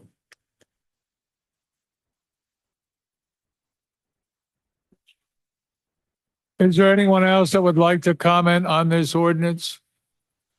There being no one else, entertain a motion to close the public portion and vote on the ordinance. Mayor, I move the public hearing be closed, the ordinance adopted on second and final reading and advertised according to law. Is there a second? Roll call. Councilperson Zabrowski. Yes, and would comment. First and foremost, thank you all for coming out tonight and being as courteous as you are and as eloquent as you are in coming up and speaking about this ban. Quite frankly, it's wonderful to have a packed house and be able to hear everybody's thoughts on this and understand we're in agreement. A ban is a ban. Understand that 95% of Sayreville already has a permanent ban.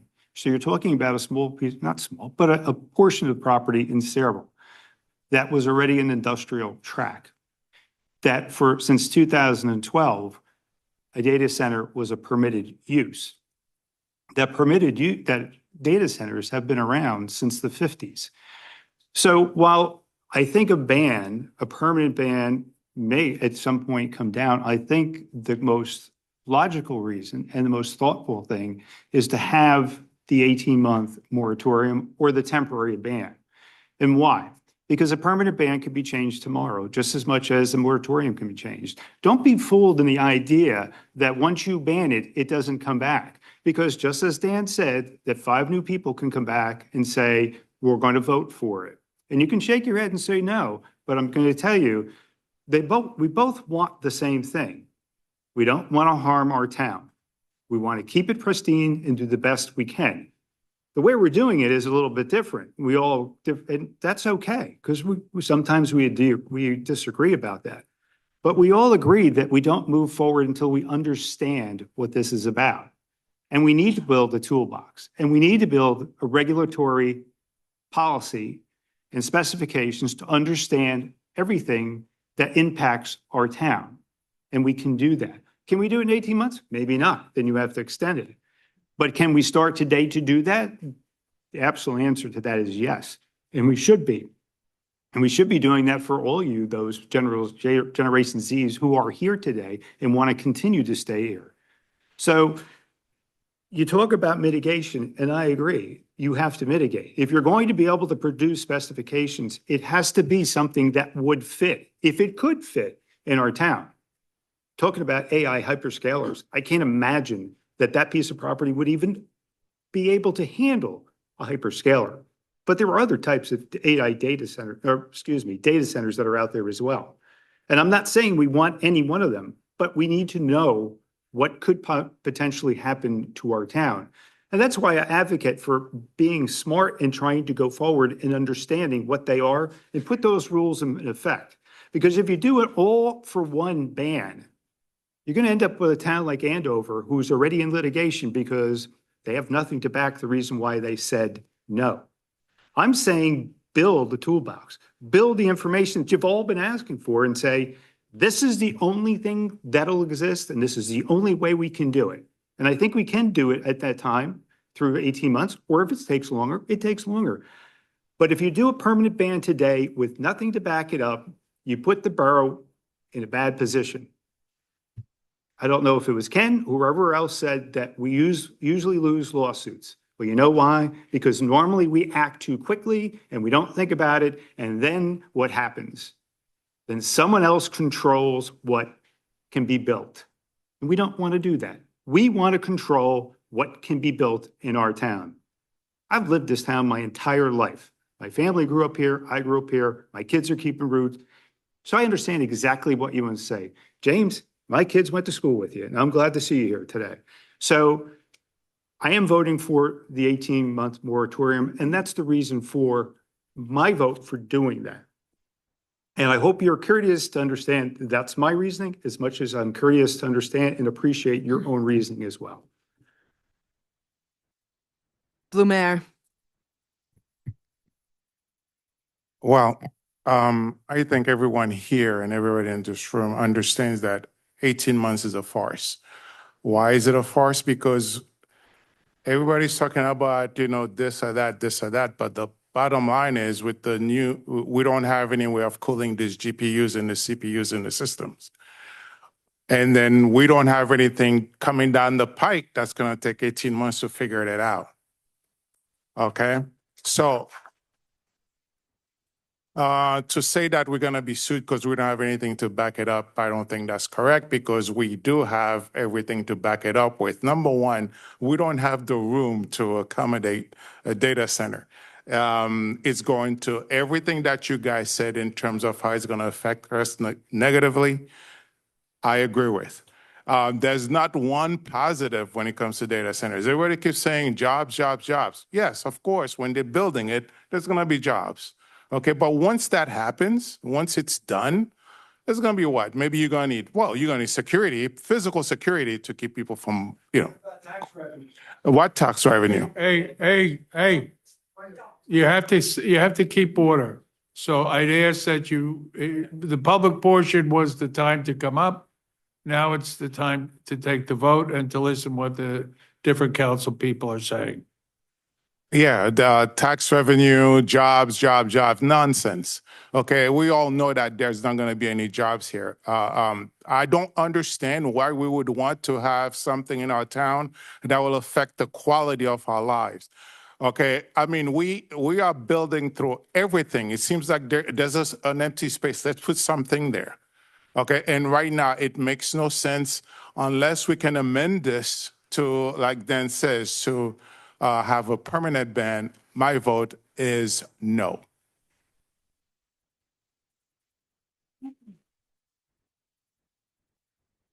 Lisi. Well, I'm going to be a yes right now because it is a ban and it's going to happen tonight. We amend it. It's weeks away. What's our next one? A month? So this is an 18. John makes a lot of sense. You're going to jump in and it could hurt us in the long run. It really can. So right now, I'm a yes. I'd like to collect all the information. It's just like mostly everybody out there. We're not data center experts. So let's figure it out together. And we already voted bipartisanly when we introduced this. Let's finish the job. Let's ban it now and find out what's the next steps. Because 18 months, doesn't matter who's up here. They'll have all that information. So let's just hold up. There's no applications there. So I think a lot of people forget this. It's one piece of property here. No applications. So let's figure it out together. So I'm sorry, that's my answer. Novak. I am really very happy with so many people coming out. I mean, I haven't seen this in years and I've been sitting up here a long time. I'm going to vote yes, but here's the reason. In this state, once the application is presented, it's too late. So if this isn't passed tonight, anybody could go before the planning board with an application and then we can just pound salt because it's too late. That's what this state allows. I am not in favor of this at all. I don't like the whole idea of having a time limit on it. If we pass a ban, Councilman Zabrowski's right, we could change that. But guess what? We'd have to bring it back before you people with an ordinance. This just disappears in 18 months and we never have to bring it back before you at all. If it's a total ban, then if 5 years, 10 years, or even a year, if we decide to do something, we got to bring it back to you. It's got to be an ordinance that has first reading. And then the next meeting is a public meeting before we get to vote on it. If this 18 months, because it has a time limit on it, it just basically is taking it out of the residents' hands about speaking about this again. So saying it could change with a total ban, yes, it could. But we'd have to get your permission again to do it. So I'm going to vote for the 18-month ban. And like former Councilman Buchanan said, I would like to see immediately afterwards a motion for a permanent ban. Thank you.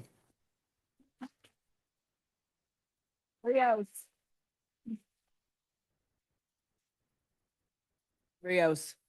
So I'm being forced to vote yes on it because I'd rather have 18 than nothing. And like Mary said, I'd rather have 18 months than nothing. But I do have a couple questions. The ordinance says the borough needs time to conduct engineering studies fiscal analysis and planning review. Are we ready to do that right away, or how long are we gonna wait to do those things? Because we have 18 months.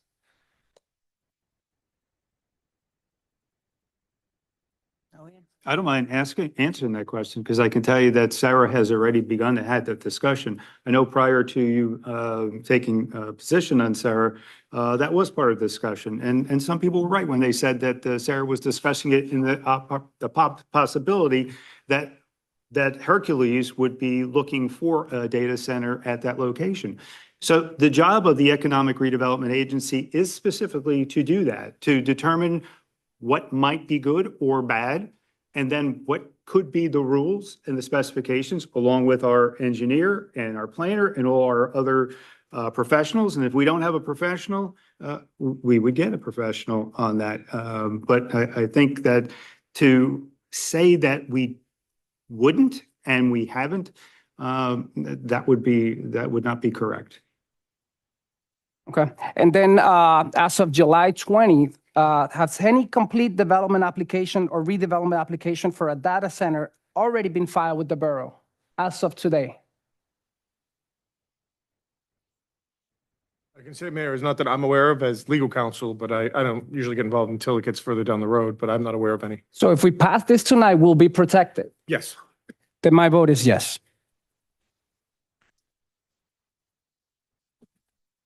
Zanarski. Still a yes for the data centers. I'm learning a lot more. I am super happy with all the amount of people here. And it's not only the people that I see here. No matter where we go, people bring up the topic of data centers. I don't know enough about them yet. That's why we put the 18 months on it. I feel we're going to know a lot more within the next year to have this, whether we ban it or not. But at that time, I'll know my vote better than I do now. So I'm still a yes right now. Right, next item. Public hearing on ordinance number 16-26, ordinance amending the borough's rules and regulations for borough parks and recreational areas.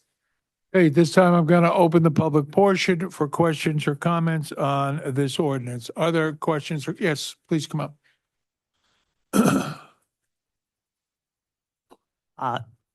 Hello, my name is Edward, 19 Chatham Square, Parlin.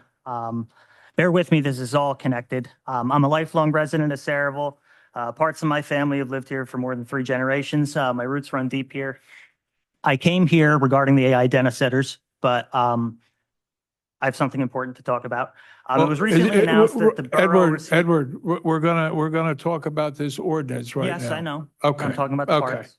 It was recently announced that the borough received a state grant for improvements at Felix Park. I lived on Marsh Avenue for nearly 30 years. My family lives there. I visit the park often, more than most. I'm there nearly every day. I visited the place regularly for over half of my life. I know the park intimately. I'm an amateur naturalist and bird watcher. I could create a list of hundreds of species that visit or reside in the park, from as large as muskrats and turtles to as small as tree hoppers and as rare as Ross's goose, a migratory bird that was documented in the county only 3 times.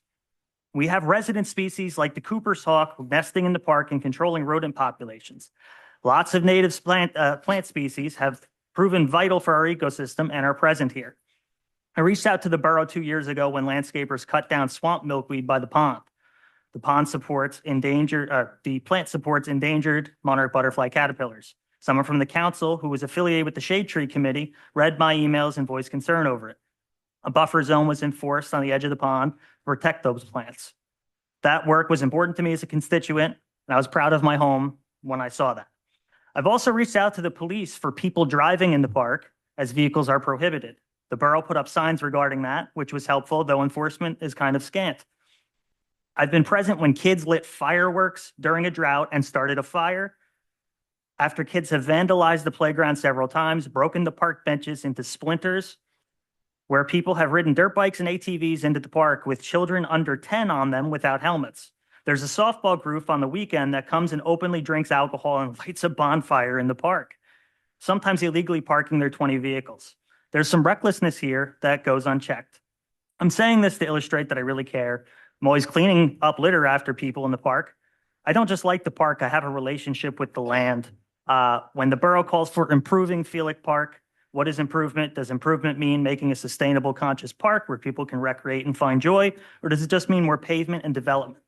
To be clear, I understand the park is mixed use. Sports are great. They create community.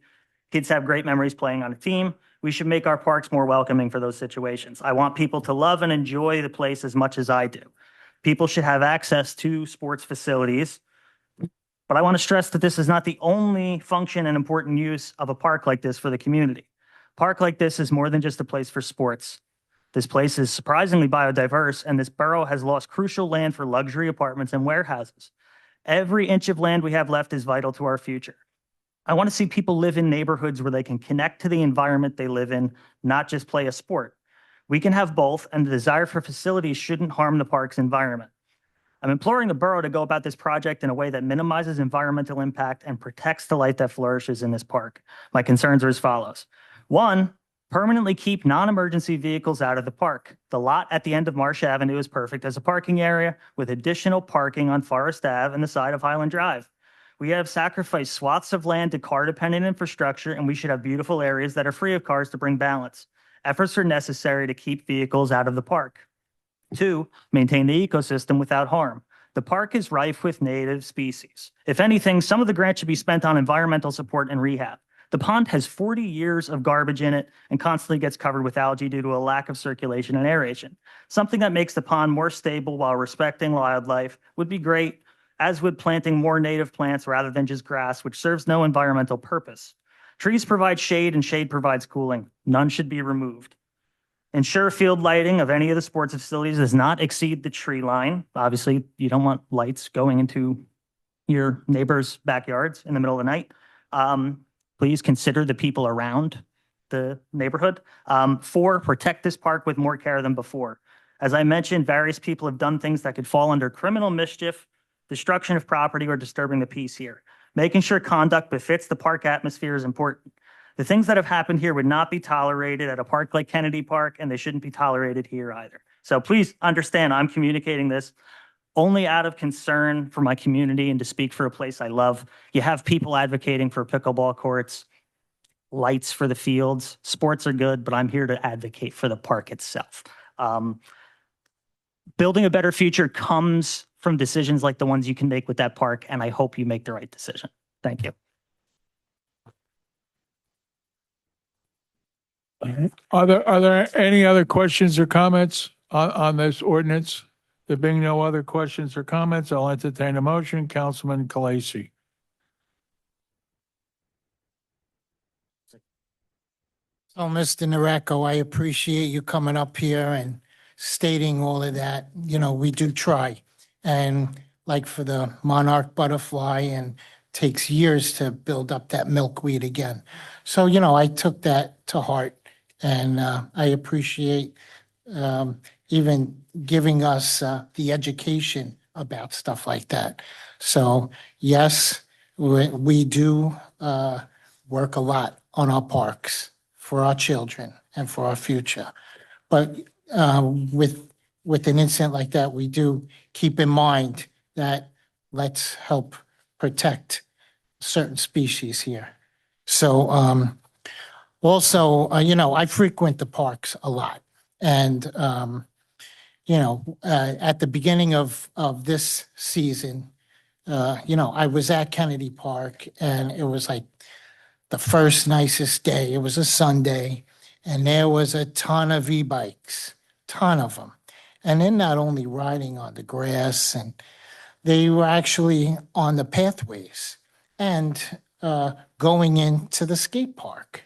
You know, kids want to skate, and they're interfering, trying to jump on the little things. But, you know, e-bikes have become reckless, and, you know, we need to update this ordinance, and I'm proud that we did. And I'm sure it'll continue to get updated throughout the time. So I'd like to I move this public hearing be closed, the ordinance adopted on second and final reading, and advertised according to law. Is there a second? Second. Roll call? Councilpersons Khaleesi. Yes. Mayor. Yes. Novak. Yes. Rios. Yes. Winarski, Yes. Zabrowski. Yes, and I just want to make one comment. Ed, great job. I've known your parents forever. We all learned how to swim in Sulphur Pond. And I do see you walking all the time, and I do see that you clean everything up, and you did an eloquent job tonight. Okay, next item. Okay. So on the library board of trustees, I had a very long time person who was my representative, and she has done more than her service to the borough. That being said, what I did, I took an existing trustee, Mitch Cooper, and I made him my representative this week. And in his place, I've been given the name of a woman named Ursula Van Wan by Leah Clark, who is our library director. I did run, ask some other members of the library board, and they're unanimous endorsement. So I would like to appoint Ursula to Mitch Cooper's unexpired term on the library as a trustee. Is there a motion? So moved. Is there a second? Second. Roll call? Councilpersons Novak, Yes. Mayor, Yes. Polisi, Yes. Rios, Yes. Zinarski, Yes. Bobrowski. Introduction of the following ordinance, ordinance number 17-26, Borough of Sayreville, County of Middlesex, an ordinance accepting deed of dedication and easements from Parlin Section 1 Urban Renewal LLC. Councilman Zabrowski? I move the ordinance be approved on first reading, advertised according to law, and a public hearing to be held on our next meeting is August 17. 17th. Is there a second? Second. Roll call? Councilperson Zabrowski. Yes. Lumiere, Yes. Polisi, Yes. Novak, Yes. Rios, Yes. Zinarski. Yes. Public portion on the Okay, resolution. at this time, I'm going to open the public portion for questions or comments on the resolutions, which is number 7 on the agenda. Are there any questions or comments on the consent agenda? There being none, I will entertain a motion. Council President. Move the public hearing be closed and the consent agenda resolutions be approved on roll call vote. As written? As written. Subject to correction. Is there a second? Second. Second. Roll call? Councilperson Zabrowski. Yes, and again, particular attention to 2026-204, which is a referendum for the increase in the LoSAP contributions, which will be for our first responders. Keep in mind that this ordinance has never been revised. Well, I shouldn't say it has never been revised. It was revised for the CPI, but it's never been revised for the initial contribution for our fire and first aiders. And this will be that opportunity for those voters to do that. So yes. Lumiere, Yes. Polisi, Yeah, that ordinance, John, 2026-204 is long overdue. That's a yes. Novak, Yes, but that ordinance was, when we first put it in there, it was back in the 90s and it was only $500. It was raised once since the original one, but I'm in favor of it. Rios, Yes. Zinarski. Yes. Okay, a motion to accept the correspondence that's listed. Council President, Accept. is there a second? Second. Roll call? Councilperson Zabrowski, Lumiere, Yes. Polisi, Yes. Novak, Yes. Rios, Yes. Zinarski. Yes. Mayor and Council.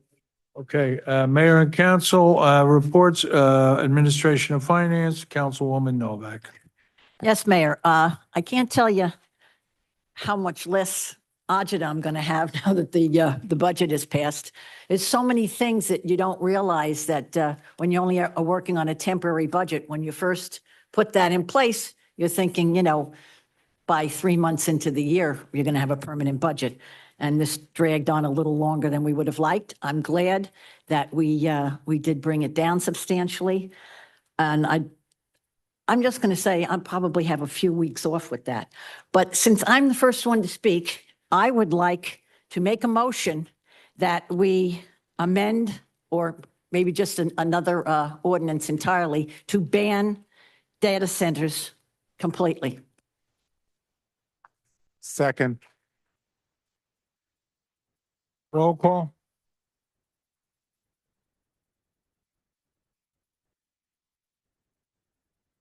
Councilpersons Novak, Yes. Blumer, Absolutely. Khaleesi, I don't really understand where this came from, but, you know, this is a little redundant. Now, we just said we were doing a permanent ban, and then when that 18-month is up, we do it again. So that's a no right now. Rios, Yes. Sinarski, We just went through this and I said I want to learn more about these and I'm still a no. Zabrowski, No. Mayor 3-3. All right, so I'm in favor of getting more information. I'm not afraid of information, so I'm gonna vote no on it. Okay, Public Safety, Councilman Blamore. Thank you, Mr. Mayor. Good evening, everyone. Oh, I'm sorry, Mary wasn't I done. wanted to make a motion that we give the firehouse next door, the first Borough Hall, local historic preservation status. Second. What, Mary? I want to give the building next door local preservation, historic preservation Could status. you explain what local preservation is, please? In order for us to be able to apply for grants for historical preservation, the local municipality must designate it as an historical site within the town. Other than that, we cannot go out for grants. And that's why I want it done. Okay. Go ahead. Mayor, just so I'm clear, so what I need to do if it passes, when you say local, are you saying, are we seeking to register with anything, or we're just making a declaration on behalf of the municipality that it's a historic? I just need to know what next steps would need to be done if adopted. If we have, well, as soon as the town gives it local historical preservation status, we can apply for grants. We would probably set up a committee. I think, matter of fact, I think a committee is part of it that has to be done, that will handle all of the, and we would set up the committee, everything that was going to happen with the building. So is that municipality? That's right. Yeah, not about the grants part. I mean, is it going to be registering this with the state, with the federal, with any historic group, or is it just resolution declaring that the borough of Sayreville finds it to be a historic structure? Okay, so it's the former. It's just the borough. Okay, I just wanted to make sure what I needed to do. Okay, continue to vote. Is there a second? Yes. Okay. Novak, Yes. Blumer, Yes. Khaleesi, Yes. Rios, Yes. Sinarski, I am a yes for making the old firehouse historical. Long as it's for what we're understand that it's going to be, the borough still has the authority to build it the way they want, where it doesn't have to be built with historical bricks and everything else, and it could still be carried on the way the original plan is. Yes, the original plan has to be adjusted as far as the facade goes or the elevator. That's something we could talk about. But as far as being a local historic building, not municipal, not state, I am for local Sayreville, making it historical. Zabrowski, Yes. Okay, Councilman, are you done, Mary? Yeah. Okay. Progress. Councilman Blamore, Public Safety. Again, good evening, everyone.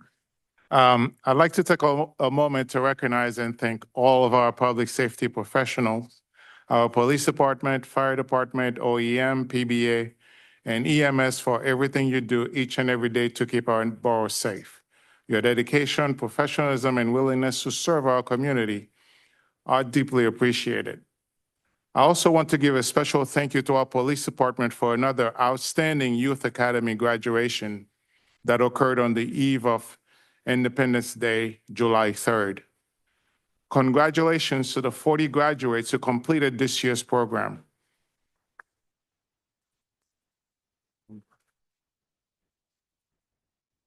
Initiatives like the Youth Academy give our young residents the opportunity to learn about law enforcement, build positive relationships with our officers, and develop a greater appreciation for public service.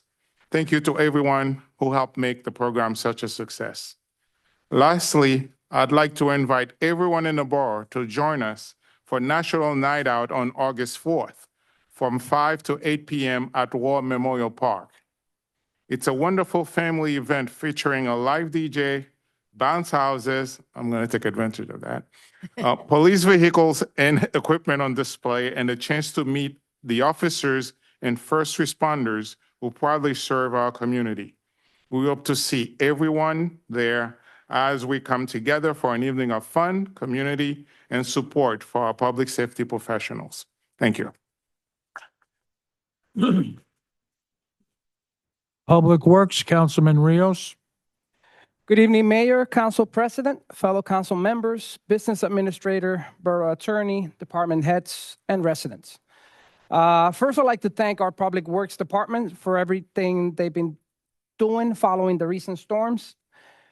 Crews are still out picking up branches throughout town and continuing the important work of cleaning our storm sewer system. Now, I'd like to address the opportunities that we do have. Weber Avenue Pump Station is in need of repairs. We're currently waiting on a replacement pump and several other necessary parts before those repairs can move forward. Melrose Firehouse, we're continuing to work through issues with the fire suppression system. The vendor is searching for a compressor that's compatible with the existing equipment. If one cannot be found, the entire system will need to be replaced. We're doing the best we can with the equipment and resources we have while working toward a permanent solution. That said, it's a good thing that we adopted the budget because we're already behind on several stormwater permit requirements, including watershed management work that is now past due, with another major requirement due before the end of the year. These are important obligations, and we need to make sure we have the resources in place to keep these projects moving. I'd like to thank Speaker Craig Coughlin, Assemblywoman Yvonne Lopez, and Senator Joe Vitale for helping secure $1 million in state funding for improvements at Field Park. We're excited to see this investment made in our community and look forward to the completed project. I recently met with the Shade Tree Commission where we continued discussions about our proposed cherry blossom project. But with the announcement of the upcoming improvements at Field Park, we want to make sure our planting plans don't interfere with the construction schedule. So if these renovations prevent us from completing the project there, we'll identify another suitable location, but one way or another, the cherry blossoms are coming. I also like to welcome Bharti Shah, who recently took the oath of office as our newest Shade Tree Commissioner. We look forward working together. I'd like to also congratulate Heather Yanone on becoming Sayreville Historical Society new president. we're looking forward to working with you in preserving Sayreville history. Congratulations. Just recently, I also had the opportunity to tour the Riverton redevelopment site. Construction continues to move forward, and everything appears to be on schedule for a fall opening of Bass Pro Shops. It's exciting to see the progress being made there. So many things.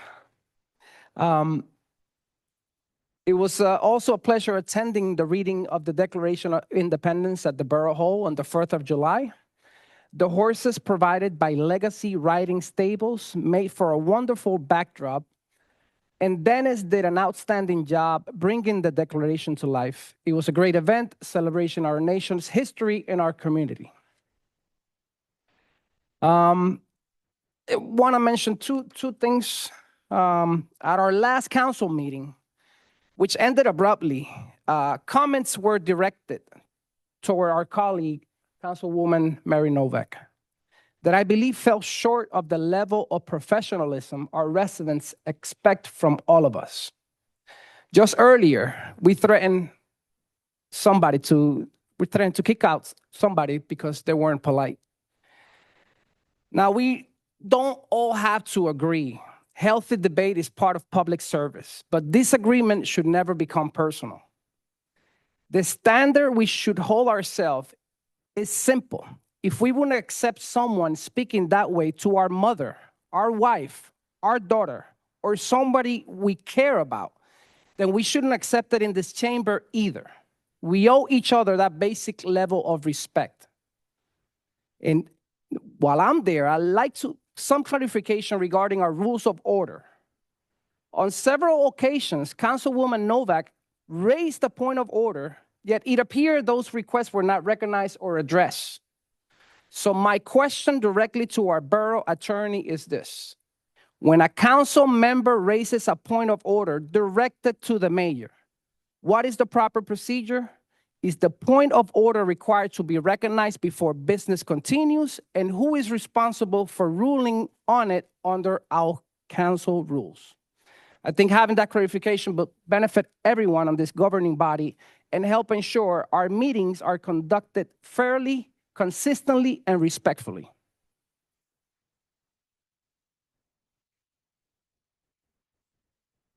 Mayor, to respond to the question, it is the mayor who chairs, and the mayor is the one who rules on the points of order on proceeding on with them. So if there's a point of order directed to him, he can just ignore it.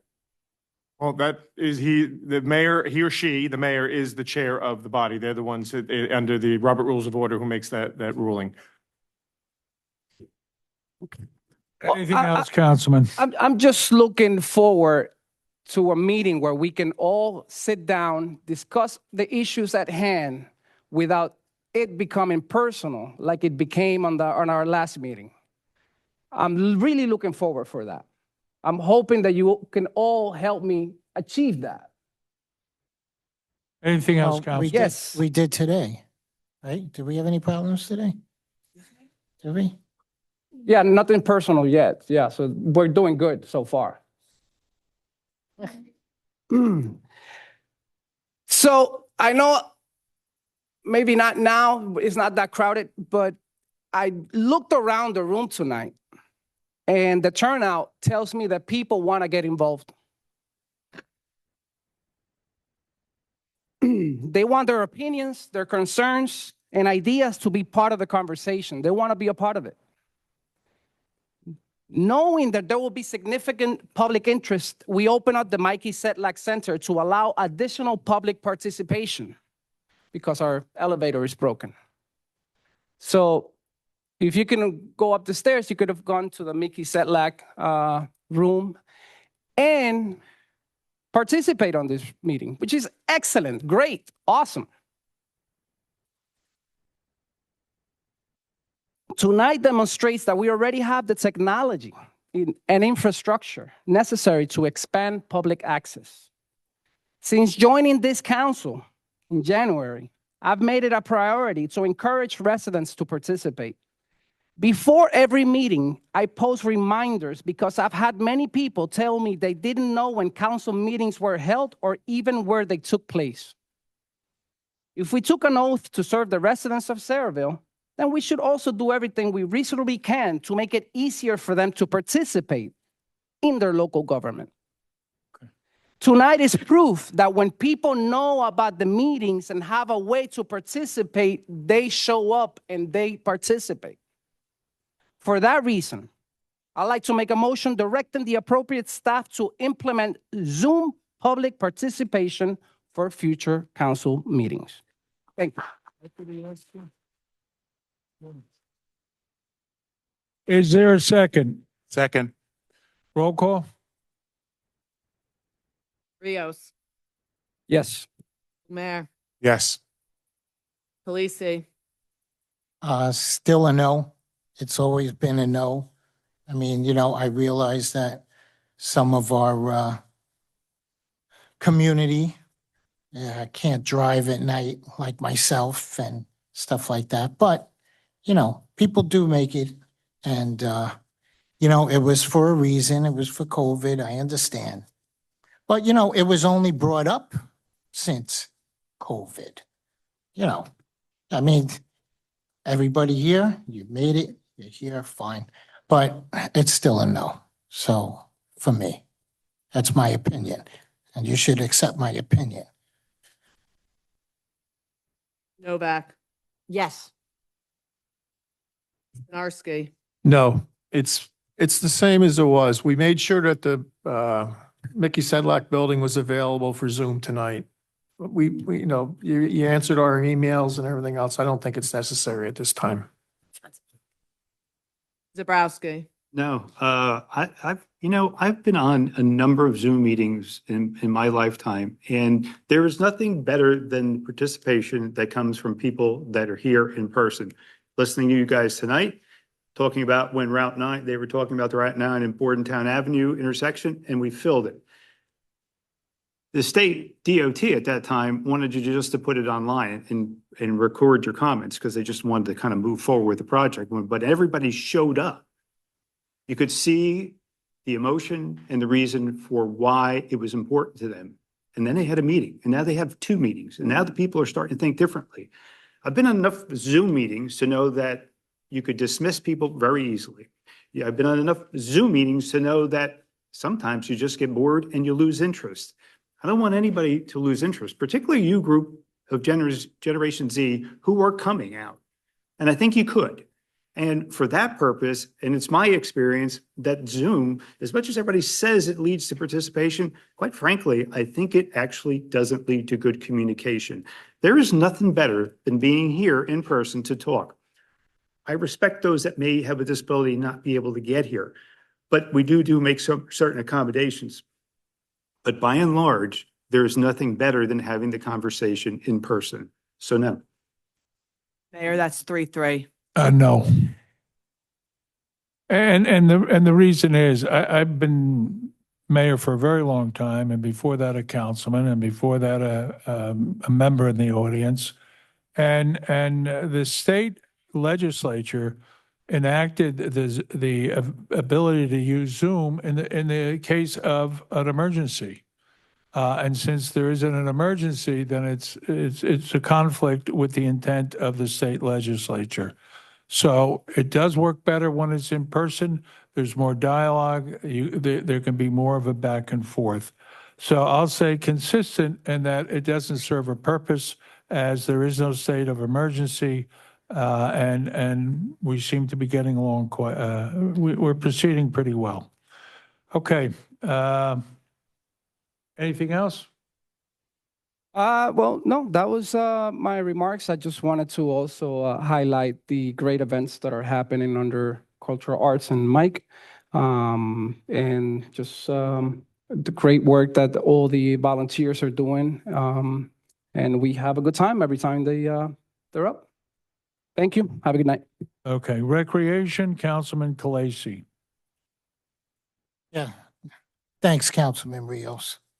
Now everybody just left. So I'm going to start off today with our Office of the Aging. At the senior center, they're having bus trips to Pier Village. They're scheduled for, oh no, they were already done. The next one is the 23rd. So upcoming programs also include bingo with Lara Caring. That's Friday, August 7th.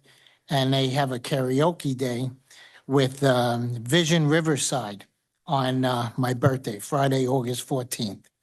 So Sayreville seniors who need minor safety repairs, they to help them prevent falls and whatnot.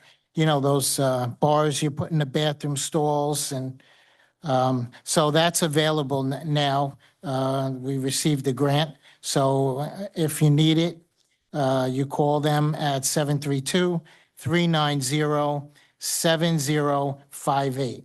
So take advantage of that program. It's really good. So now move to Cultural Arts. Last Tuesday, July 14th, the committee hosted its rescheduled disco night. So while I was unable to attend, I received very positive feedback from residents who described it as electric, enjoyable, and a well-attended event. So the next thing is Wednesday, July 22nd. Families are invited at Kennedy Park for a combined classic car show and an outdoor movie night. So the car show runs 6 to 8. It includes trophy presentations, and it's followed by the Disney Pixar Cars movie at dusk. So the evening will also feature popcorn, ice cream, food trucks, face painting, making it family-friendly summer event for all ages. So on Thursday, July 30th, Cultural Arts welcomes back Big Bang Baby, one of New Jersey's Shore's top 80s and 90s pop rock bands. So residents are encouraged to bring their beach chairs, blankets, and friends for an evening of music and community. So they will also host the postponed Stars, Stripes, and Sayreville event Thursday, August 8th from 7 to 10 p.m. Program is expected to include a U.S. Air Force presentation, then recognition of the Historical Society's 150th birthday of Sayreville and its work preserving Sayreville's past while inspiring its future. And a screening is also included of Marvel's Captain America, the First Avenger at dusk. So be there. Okay. Lastly, recreation. I got one more there.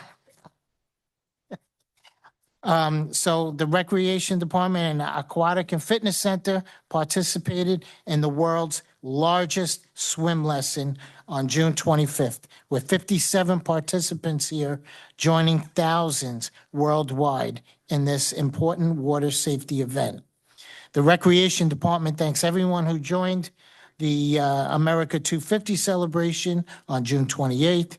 It was wonderful to see the community come together for family fun, fireworks, and a celebration of our nation's independence. Remember, the farmers market continues every Thursday, and the community garden lot at the War Memorial Park right next to us here. And registration is now open for all fall recreation programs. Check it out on the Sayreville Recreation website and view all those offerings. And that's all I have. Thank you. Okay, thank you. Water, Sewer, Environmental, Councilman Sinarski. Thank you, Mayor. I promise I'll keep it short. The first thing I want to say is I would like to meet the guy that was over here, the young man that hung around Sulphurs or Kennedy Park, no, Fjellek Park. I swam there many, many years ago. I'm glad to see he's got so much interest in it. I'd like to get him involved a little bit in the town with this. Water and sewer, the community garden is going good. I don't know if anybody goes there. It's across from St. Stan's. You got to stop in there. Water, we're still using, we're up to 225 million this month. We had a big problem July 3rd when the wind blew the solar panels in the field, in the pond behind it, and all the solar panels got damaged. The solar panels are not corrected even at this time yet. So the solar panels are will be fixed, but they aren't right now. Excuse me. The other thing, I was at Weber Avenue with the flood with Mike's area there when the pumps were off, and I was there when the water department got the pumps running and everything else, and everything's under control. Other than that, thank you. That's the end of my report. Okay, thanks, Sash. Planning and Zoning, Council President Zabrowski. Thank you, Mayor. I just have a couple questions which are really for updates. I think mostly directed towards, unfortunately, Jay. Do you have an update on the traffic light application? Well, not application, but letter that we've sent to the county in reference to Winding Woods development? We're still waiting for information from the police department to send to the county to justify the installation of the signal. Okay. I don't know, Glenn, but maybe we can ask the chief to kind of push that along. I think we all agree that that's a very important intersection, needs to be needs to be addressed. Again, talking about traffic, I apologize, Hervé. Crossman Light and Main, Crossman and Main, I know that that's the county doing the upgrade, but that light cycle continues to be junk. I mean, it just backs everything up. or when is the new light coming in, or when are they going to recycle it? The infrastructure, it's there's utility companies are relocating poles and getting the infrastructure ready. Contract's been awarded, it's under construction, but they're waiting on utility movement before they can start. So there was An ETA? I would say within the next month, you should see work actually starting on the ceiling because they're almost complete with the pole relocation. We just became aware today, at the end of the day, Verizon needs to remove the poles. They're pointing the finger at the contractor who needs to remove the wiring for the traffic signal that currently controls the light. We'll be working on that tomorrow morning.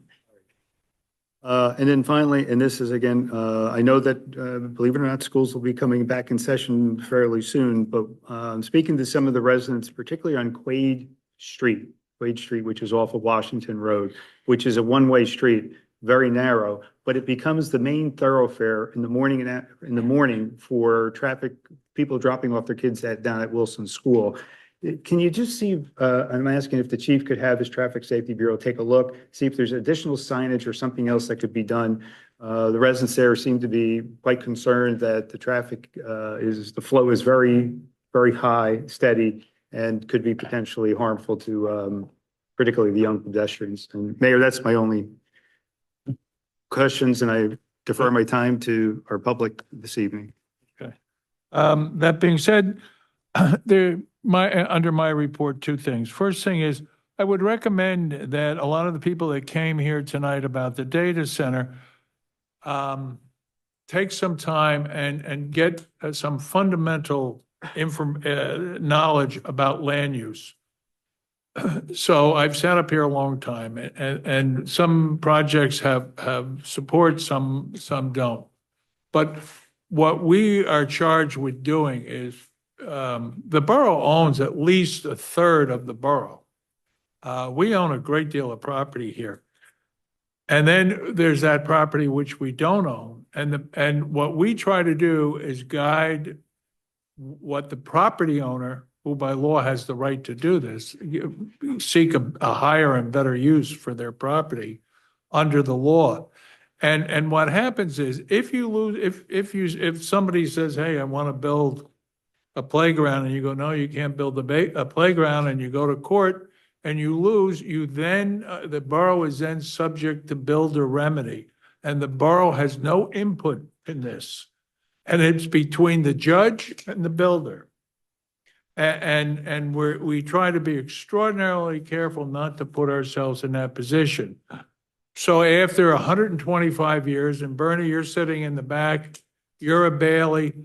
Karen, who's a Bailey, was sitting right here. It was your ancestors that sold the 500 acres to Hercules in the 1800s.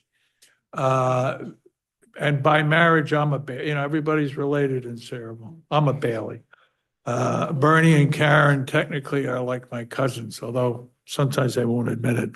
But that being said, so for 5 generations, Hercules and DuPont provided employment to the people of Sayreville, helped raise 5 generations of people. They made the gunpowder that won 2 world wars. It's a very proud heritage. But after 125 years, Hercules said, okay, we're going to close down. So now there's 200 acres of industrial property.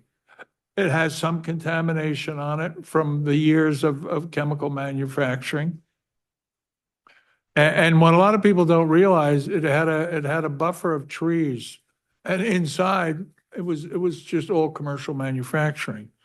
So now, and on those 200 acres, the last number I heard was they were asking on the real estate market for $500,000 an acre. So it's a $200 million purchase, which the borough, first of all, we're not allowed to buy contaminated property. It's against the law. Secondly, we don't have $200 million. So the best we can do is try to direct what will happen to that property. And that is that whole world of land use, which if you ever had problems sleeping at night, you read a book on land use. It'll put you to sleep faster than anything else. But I would advise you, Jay, do you have any recommendations, or John, on a primer for land use? For the people of Sayreville who may or may not be interested in it. But a lot of times we find ourselves in a situation where we're just trying to guide how a piece of private property gets developed, particularly commercial, because it's limited to what we have, limited what's left, and we would like it to benefit the borough. But we're also subject to the use that the property owner is looking to do with the property. So it's somewhat complex. It's just not, there's no magic wand that any government official can wave and say, you can't do this, because there's always a court of law that says, yes, they can. And in my long tenure up here, I have seen that happen time and time again, where it went to court, and there's a winner and a loser when you go to court. And we try to make sure that we're on the side of the law. But Jay, getting back to the primer, if people were interested, could you have your office look at that and see if there's a primer that the residents of New Jersey use on land use?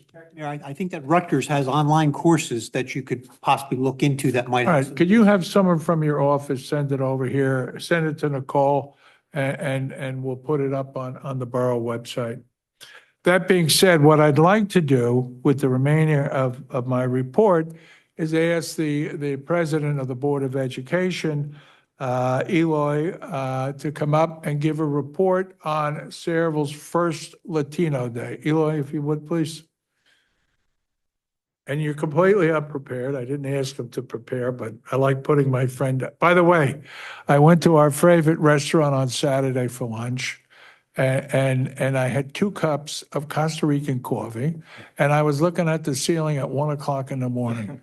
I don't know how you, but Eloy, there's a new restaurant in town that's Latino, and I went there. Eloy and I went there for lunch, and he introduced me to Cuban coffee, and which is great, except I'll never drink it again because I was awake for 3 days. So good stuff. Major, I think I went that same day to eat Latin there. Port? Yeah. I went and I was like, oh, they told me that you were there earlier. So I missed you, Well, timing is everything. So you would have met 2 sons of Sayreville, Eloy and myself. Go ahead, Eloy. Thank So you. the show's yours. Thank you, Mr. Mayor, and you're right. Latin Port's a great restaurant, and it was also the site of the borough's first ever historic bilingual podcast. Growing up as a Hispanic in this town, going back to the early 80s, maybe even the late 70s, I don't want to admit that, but for me, it was a very touching moment. It shows the change in our town, the very positive change in our town and the growth in our town. And I want to thank you, Mr. Mayor, for making that happen. Growing up here, almost 50 years, it was a long time coming. So Change thank is you. here. Yes, sir. And I know deep down inside, you're really Latino. I like rice and beans, but I'm still Irish, and I'll eat a potato. And along that same note, the borough's going to have its first ever Hispanic Heritage Month Latin Day on September 19th. It's going to be an incredible event. We're going to have a number of performers, including performers from TV's The Voice, and the Spanish version, La Voz, will be performing with us. We're going to have fireworks, events for the families. It's going to be a historic event for us. It's going to be probably one of the biggest events in town, and I'm looking forward to this. This is a real game changer for our community, and it really shows representation of our community. We're now the largest subgroup in town. I believe we're around 20%, if that reminds me right. 20%. Yeah. Yeah. And it's about time. I grew up in a town when 20 was a lot. And I mean 20 people, not 20%. So this was a big change in our town. It's great to see that our town has this representation now. And as we see it here on the Borough Council with Mr. Rios, and we see it now on the Board of Ed, where 3 of us are individuals of color, including our first 2 foreign-born women of color. So it's been a great historic change in our town, and I want to thank my fellow residents, thank our mayor, and thank our council for all you do for this. So let's talk about who's cooking at the festival and who's playing music. And when I first came in here, there was a preponderance of Polish people and descendants of people from Poland. And they tried to teach me first they tried to teach me Polish, and that was not overly successful. And then they tried to teach me how to polka, which was a complete failure. So my understanding is there are going to be people that are going to try to teach me how to salsa. And for whatever reason, when God made me this big, he gave me no rhythm. And so I plant my feet like an oak tree and I move my shoulders. And that's as good as it's ever going to get. But we'll see what happens on Latin Day. Well, listen, the music will take you over. Stella Mashevitz tried to teach me the polka. And you know what I had to keep saying? Stella was about 5 foot tall, and she has me out on the dance floor, and I had to say, "Hey, Stella, stop leading, stop leading." Well, listen, I have a feeling that Gloria Estefan was correct, and the rhythm is going to get you. Well, I hope so. Eventually, think- before I die, I'd like to have rhythm. No, but yeah, we're going to have foods from all kinds of cultures there. The food's going to be fantastic. The music's going to be fantastic. And like I said, we have some special performers from The Voice and La Voz and many, many others that are going to be a really fun night. By the way, Eli and I did another bilingual podcast from, actually, a good friend of mine has a place called Urbanos. Yes. Down on Main Stop. Street by the Quick Check. So we went in there and we did the podcast from barber chairs. And I got to tell you, I got a lot of compliments, for an old guy. When somebody says, "Boy, that's a nice haircut, Kennedy," You look 10 years younger. there you go. So brought the No, Latin out in me. I always go there. My barber's Augusto. Anybody wants to go see him? No, it's a great place. It's a great. And they great made place us to go. coffee. And they made us coffee. Yeah. Yes. Pretty Yes. good. Urbanos on Main Street. Not quite Cuban coffee, but it was still very good. Dominican. That's Oh, right. yeah, I'm yeah. a little part. Elizabeth's Dominican. Yes. Yeah. Yes, sir. Yep. And she's also on our Latin Day committee. So you Yeah. really brought together a number of community partners in on this from a number of cultures. So it's great. It's also great that has representation of the community on the council. Would you also mention Mama D's Yankee signing? Yeah, so Mama D's, who's also a member of our community, does so much for our community. Anyone who's had their empanadas knows they are the best empanadas anywhere. But more importantly, they're even better human beings. We all know of the tragedy that happened in Venezuela recently. When this happened, one of the first things Mama D's did is, how can I help?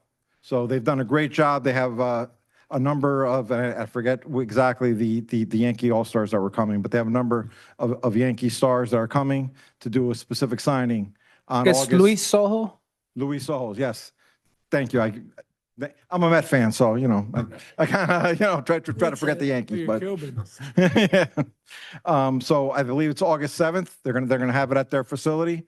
Come in, get your autograph signed, and 100% of all the donations and all the food sold that day is going to affect the relief efforts in Venezuela, which is very, very desperately needed in that community. So again, a tremendous effort by Mama D, Steve, and his wife. They always do an amazing job at any time that there's a tragedy. When there was the hurricanes in Puerto Rico, they were there. Time and time again, they sacrifice and they give. And this is just another example in a long list. Did Joe ever get it worked out on Latin Day where he's bringing the wrestling? Unfortunately, that's not going to work out. Sorry. We were going to have professional wrestling there, but there was a conflict with the scheduling date. So it couldn't happen. Okay. But next year we'll Kids have. love that. Yes. He Next year. does that we'll down have at to St. have that. Sands, yeah. Yeah. Absolutely. Oh, Alberto, just so you know, I learned about Puerto Rican sock coffee. I call it sock coffee, where you put the grounds in the. I call it a sock. And Yeah. I don't know what you guys call it, but I give things named. Hey, Colorado, yeah. So I didn't have it, but he has it on display there. So, And he also has the mocha pots there, which is my way of doing it, like a cafetera. He was talking about percentage. It's 16.67% on the council of Hispanic. There you go. All right. right. All right, so Eli, I really thank you very much for all the work you're doing on Latin Day and for joining me on these bilingual podcasts. I think course, it's an honor. it's time and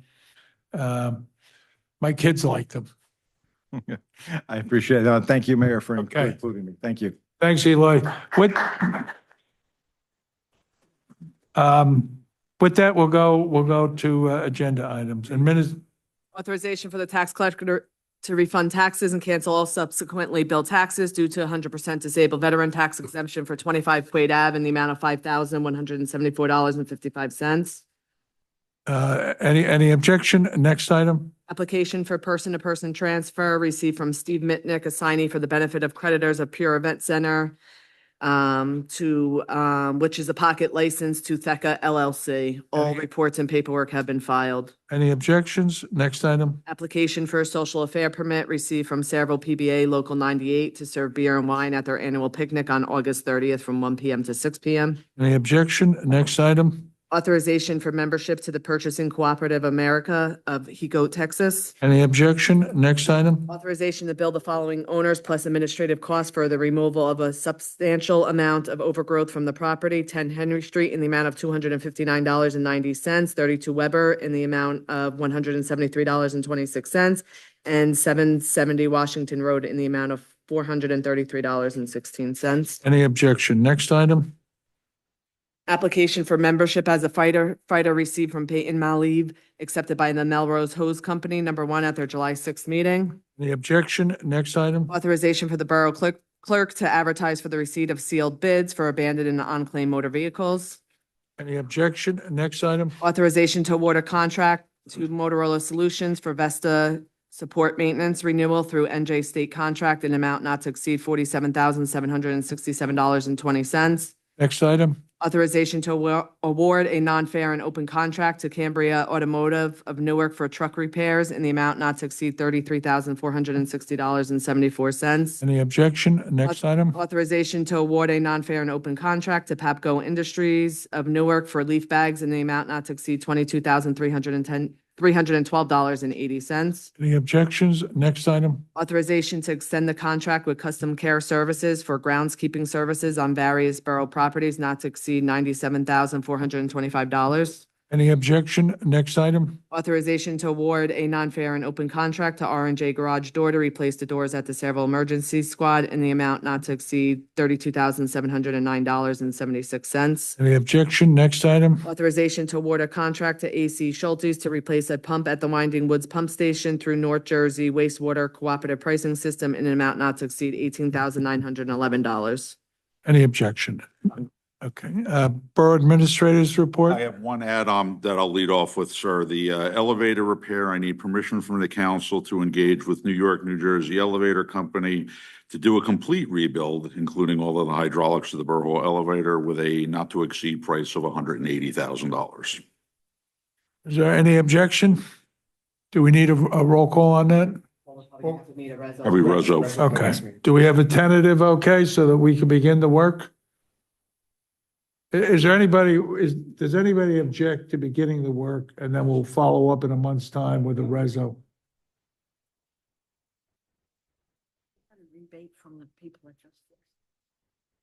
Well, wait a minute, before we go backwards, let's go forward. Is there any objection to Glenn proceeding with this to try, if there's a business to go into at the moment, is elevator repair? Yeah, is there any Whatever other, reason, and I've known elevator guys in my life, and they're very good and decent tradesmen. They must be busier than the Dickens because. any other contractors that So anyway, is there any objection for Glenn to proceed this, and then we'll follow up with the paperwork? All right, we have the not to exceed amount. We have the company name. Is that enough, Counselor? For Glenn to proceed, and then we'll follow it up with the necessary reso? Proceed to set up the work, line it all Yeah, up and yeah. schedule it? Yes. Okay.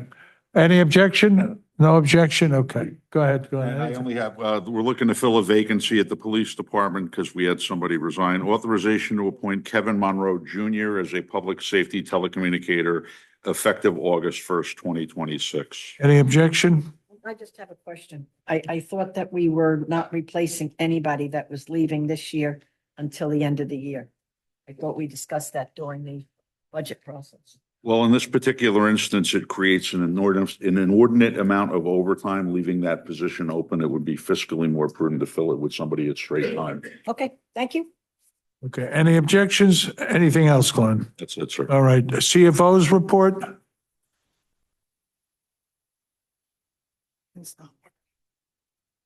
Yeah.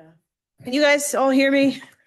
Oh, thank you, Mayor. I only have one thing for tonight. It's authorization to release escrow to Colonial Gardens Builders LLC for 21 John Street in the amount of $1,863.50. Okay, anything else, Danielle? No, that's it. Thank you. Thank you. Borough Engineers report? Thank you, Mayor. Two items. First is improvement to Oak Street, looking for approval of a change order that's not going to increase the contract amount. It allows the contractor to do extra work requested by the borough. Need a resolution for that. Second item is a resolution entering an agreement with the DOT concerning their project on Route 9 toward the Parkway ramp in South Amboy. There's water and sewer lines that have to be relocated, so they need to have an agreement with the borough to cover that. That's all I have. Thank you. Thank you.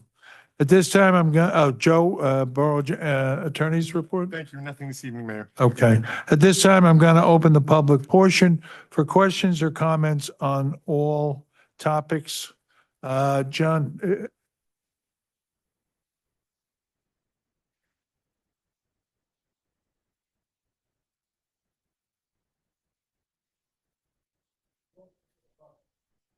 You might need a motion or you want? No. You need chair. Just need to pause. Oh, okay, yeah. Oh, I'm sorry, Ken.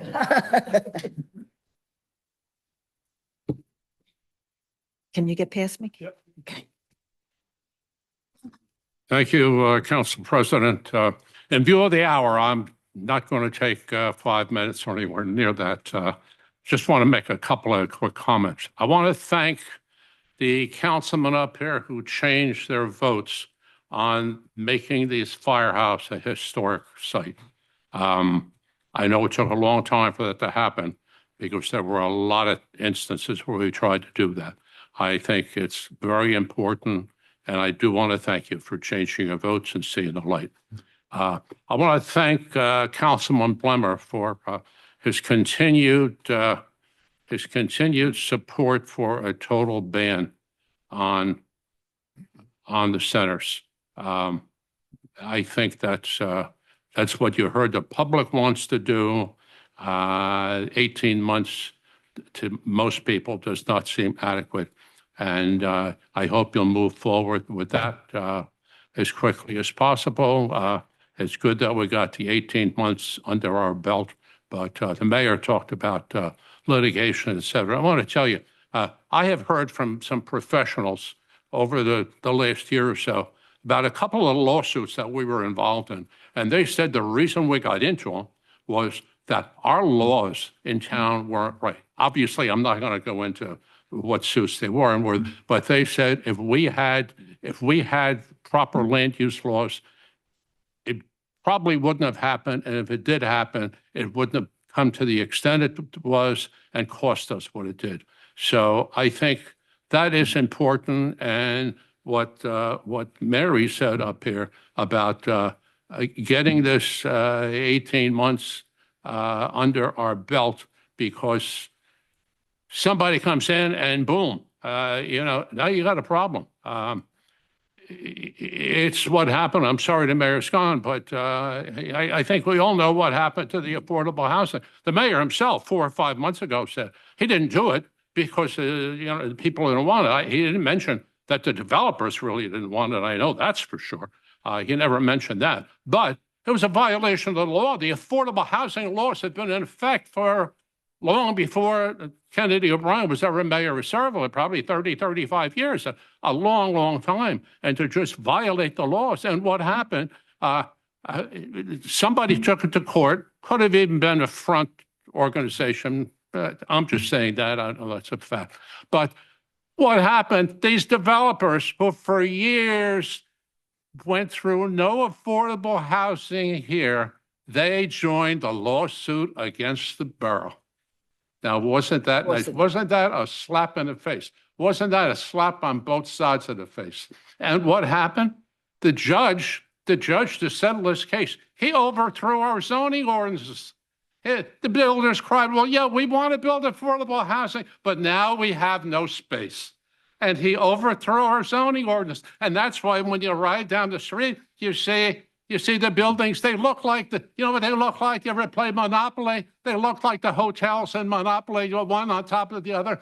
That's what happened. The judge overthrew the zoning ordinance. So we know what happens when you ignore laws or you don't have the right laws in effect. So I'm glad we got this 18-month in effect. But I'm asking Councilman Blemmer, don't let that stop you, Councilman. You're on this from day one, and I thank you for your efforts in it. I'm going to withhold anything else in view of the hour. Thank you very much. Thank you, Ken. Heather?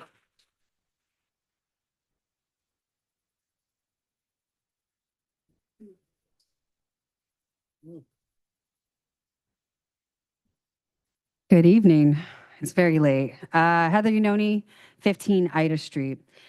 First, I would like to just thank the council for finally giving the historic designation to the 1909 Town Hall. It has been a fight that the Historical Society has been fighting for 12 years. So to finally see a bit of that come to fruition is just, it means a lot.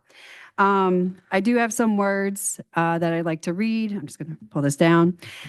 As the president, the newly elected president of the Sayreville Historical Society, I'm writing to formally express my profound concerns regarding the current lack of transparency and oversight surrounding the 1909 Town Hall restoration plans.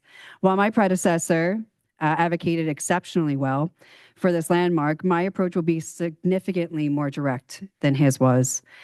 It is entirely unacceptable that our organization, meaning the Sayreville Historical Society, which holds the custodial memory of this municipality, has been excluded from the planning process and permitted to attend only a single consultation meeting.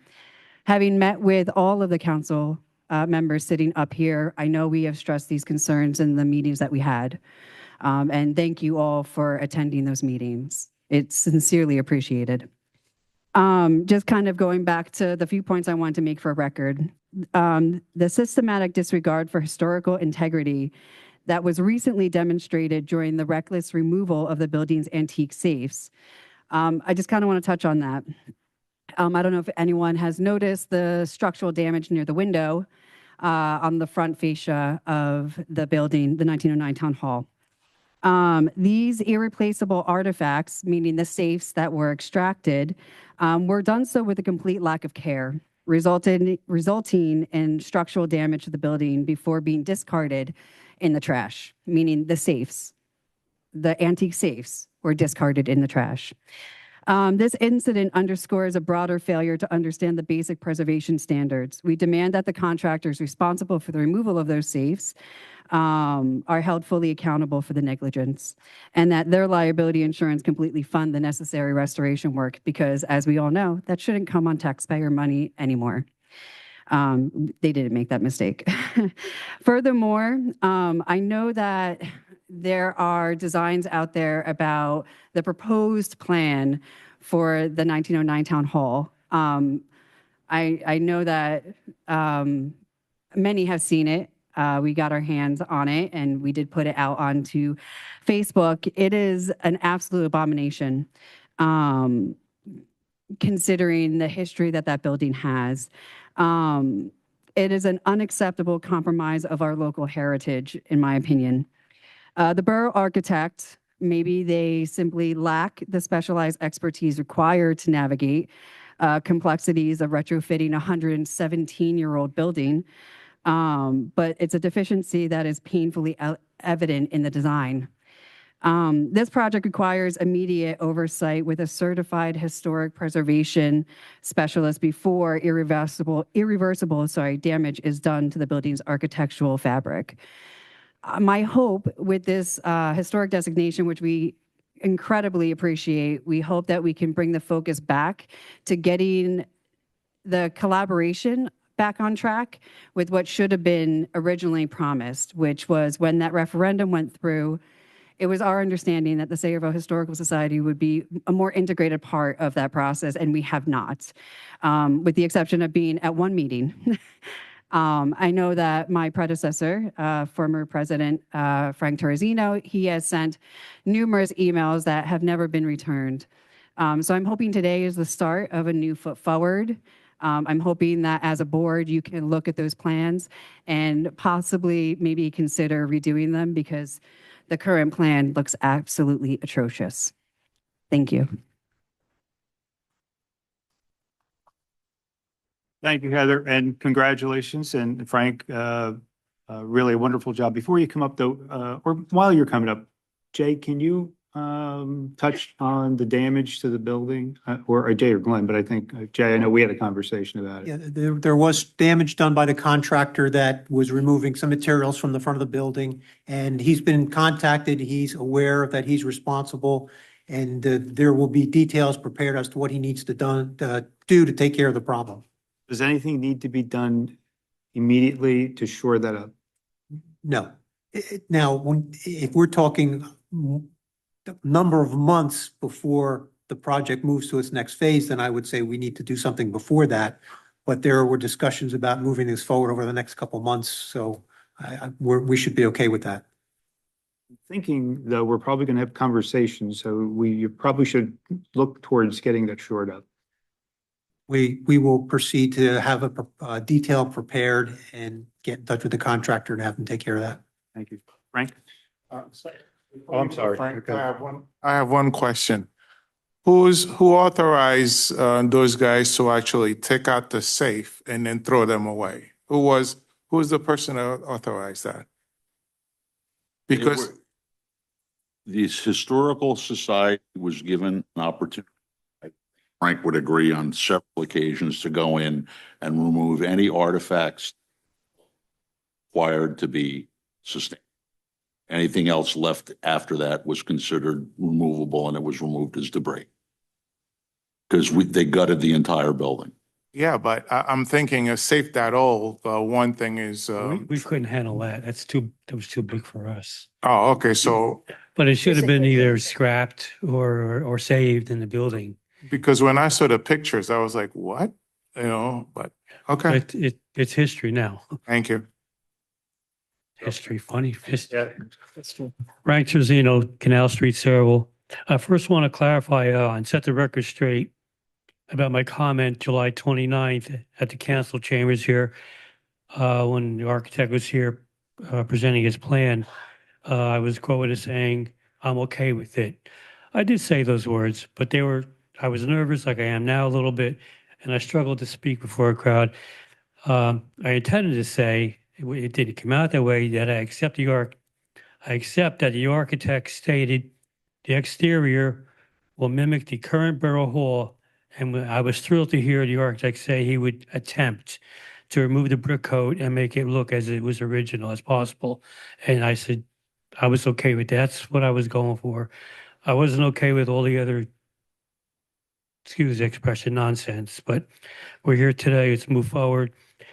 At that meeting, we were supposed to meet with the architect again to go over before they made the resolution, which is supposed to be tonight, and they pulled it, which was good. And by the way, thanks for the local designation. That means a lot to everybody. And I lost my train of thought. Yeah, we were supposed to have another meeting after the presentation, but he never contacted me. So I was wondering if before they make the presentation in front of you guys, can we get a presentation so we know what we're talking about, what's going on? Because to have them come up here and present and you vote on it, that wouldn't be fair to us or to the people. So I was looking, maybe we can do something like that, some kind of role. And I like to also keep in mind that the November 5th referendum wording, should the Borough of Sayreville seek to preserve the town hall firehouse, not modify, not change. Preservation means maintain, keep intact, keep original state. Preservation is the act of maintaining or protecting something of historical value, cultural, architectural significance and form. Adaptive use, repurpose historical buildings for new functions while retaining historic characters. I hope we're all on the same page now. It would be so much easier on the brain if we all work together, and I think we could do this. And I did mention to Glenn, he got back to me today about the crack and he told me he did give me some insight on that. So, and I said, Glenn's the only one that really got back to me. Stan got back to me a couple of times, but when I email Glenn, he pretty much gets back to me. I think Mikey did a couple of times, but it was nothing really substantial. It was just like, okay, I hear you. I think that's all. There's one thing here. We haven't seen the plans. We don't know what they are, but they were talking about a vestibule in the front, like a greenhouse in front of the firehouse. I think it's out of control. It shouldn't happen. Under what, I want to ask, I thought they were going to be here tonight, under what code did it go under to determine the vestibule was required? I did some research, Department of Energy, Conservation Code, big long number, states exceptions to the vestibules, including that if entering a conditioned room at 3,000 square feet or more, require vestibules. Under 3,000 square feet does not. That's under 3,000 square feet. There should be no greenhouse in front of the, going over the video from the presentation, they said if you see the vestibule, it'll disappear. I mean, I'm not a magician. They said you won't be able to see it. Well, I'm getting nervous again. But that's the point we're trying to make, and we appreciate making it landmark. Do we know when it's going to be up for vote, resolution, or next meeting, 2 meetings, or any idea? I think that's yet to be determined because I think at this point, we haven't commissioned the architect to do anything more than, I believe, that one rendition. So I don't know, Glenn, are there any plans with meeting further? They're going to need to come in and meet with the council and just review what the proposal is to get permission to detailed architectural drawings.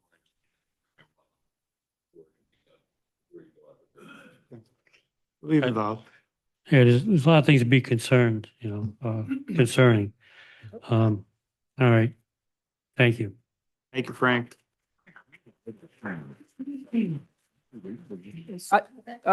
Yes, sir. I just had a quick question. Are we locked in with that engineer? Or do we have? That's right. No, for the firehouse, for the rendering. Yeah. The architect, I'm sorry. That's the appointed borough engineer, yeah. So we're. Architect. Sorry. So we're locked in, we don't have a choice? Because the reason why I'm asking is, I was told that this architect in particular doesn't have the credentials to work on a historical site. Is that? He's a qualified architect that we've used for many projects in town. As far as whether or not he has a particular historic certification or something like that exists, I would have no idea. Maybe you could find out if somebody in his firm does. Okay. I mean, I don't even know if that's a thing, a historical certification, but at least like. Some that have done this a lot, and from what I understand, this guy really has never done historical. That's what I heard, so that's what I'm inquiring. So that's one of the issues that was brought up to us, that the architect doesn't really have a history on this type of work. Well, I think maybe it would be prudent then when he comes in to meet and explain his work thus far, that you guys can closely question him and determine for yourselves whether or not you feel he's appropriate for the task at hand. Well, I think that's the Historical Society should. Whomever you would like to have that done. So can we get them included on this? Thank you. Sir, come on. Mike Mona, Weber Avenue again. Sort of, things I have here were touched on already. So, but the traffic lights, you talked about the one by Steel Mill. That's messed up. Also, even the next one by the bridge, Main Street and the extension where it starts, that one seems to be a little off maybe. And especially the next one by the fire training center. That one has been always messed up. Like you'll come to that, there's nobody even around and it's red. Was that, I don't know if it was ever addressed. Usually, whoever, it might be a county road, so it might not even be our. It's county DOT, but we can. we'll So they, advise them. yeah, I believe the guy just has to put a computer on it, adjust the camera maybe, and fix that issue, hopefully. Stosh, I already mentioned they're gonna redo that sewer, the pump stations on Weber. Is that true? The controls are probably gonna be updated. Control, because I went by there before the meeting. I saw there's only 2 out of 3 pumps are there. So one's was taken out for whatever reason, I don't know. It has to be replaced. One has to be, and the other 2 work? Do work. Okay. And the automation doesn't work, I assume? Okay. And the sewer system itself, was that jetted since last week or something? Because that was clogged up, seemed like. Even last night, there was water in the street. I saw the catch basins high. Yes. Past your house. If I went, I'll check on it. Right. They may be fixed today, I I don't thought they were know. still surcharged because the water was in the street at the lower level. So the storm drain up further past your house would have water in it because the elevation would find center. Correct. I'll go back there now and look. Very good. Oh, is there a list of streets that are going to get paved in the town? Say some, is Miller Avenue one of them? Because that's horrible. Miller Ave. Miller Avenue, is that getting paved by chance? Not on the No. current list now. So I think I lost the filling on that street the other day. That's how bad it is. All right. That's about it. And Sulphurs, I used to go to Sulphurs all the time too. Drank out of that spring, Of course. right? Like It was mud a mods. built-in water fountain right there. Okay, and the Comcast wanting to come into town is great news for competition with Optimum. And I remember when COVID was going on, I remember Comcast had like free, like the guy was saying, they're offering free internet, places like that, which is great. And then on the other hand, Optimum, I remember they had commercials saying, oh, you're home, we could boost your internet for $30 more a month or something, so that rubbed me the wrong way. So I'm for Comcast. But that's about it. All right, thank you. Thanks, Mike. Anybody else from the audience, from the public this evening? Sure. So real quick, Brent Wright, 154 Pulaski. The paving in the town, what has been done has been great. Deerfield Avenue, in my 33 years in this town, has never been that good. The only thing I ask, can we paint the curbs to prevent cars from parking on the apexes of the curbs on both sides of the road? The town is great. Living on Pulaski, we used to have signs saying no parking. There's one sign for the 1/4 mile length of Pulaski now. So the signs have been removed over the last 20 plus years. Curbs aren't being painted. So people are parking wherever they are. So for safety, if we can look into that. And I'll be back next month for others. I appreciate that. And that Pulaski Avenue we've heard a lot about the parking issues on Pulaski Avenue. So I don't, Yeah, if we could just get DPW, take a look and get some signs back up and maybe some enforcement as well would be. That and cars parked. Thank you. Yep. Anybody else? Thank you, Mike. Can I get a motion to close the public portion? So moved. All in favor? Second. All in favor? Aye. Aye. Motion for adjournment? So moved. All in favor? Aye. Thank you, everybody.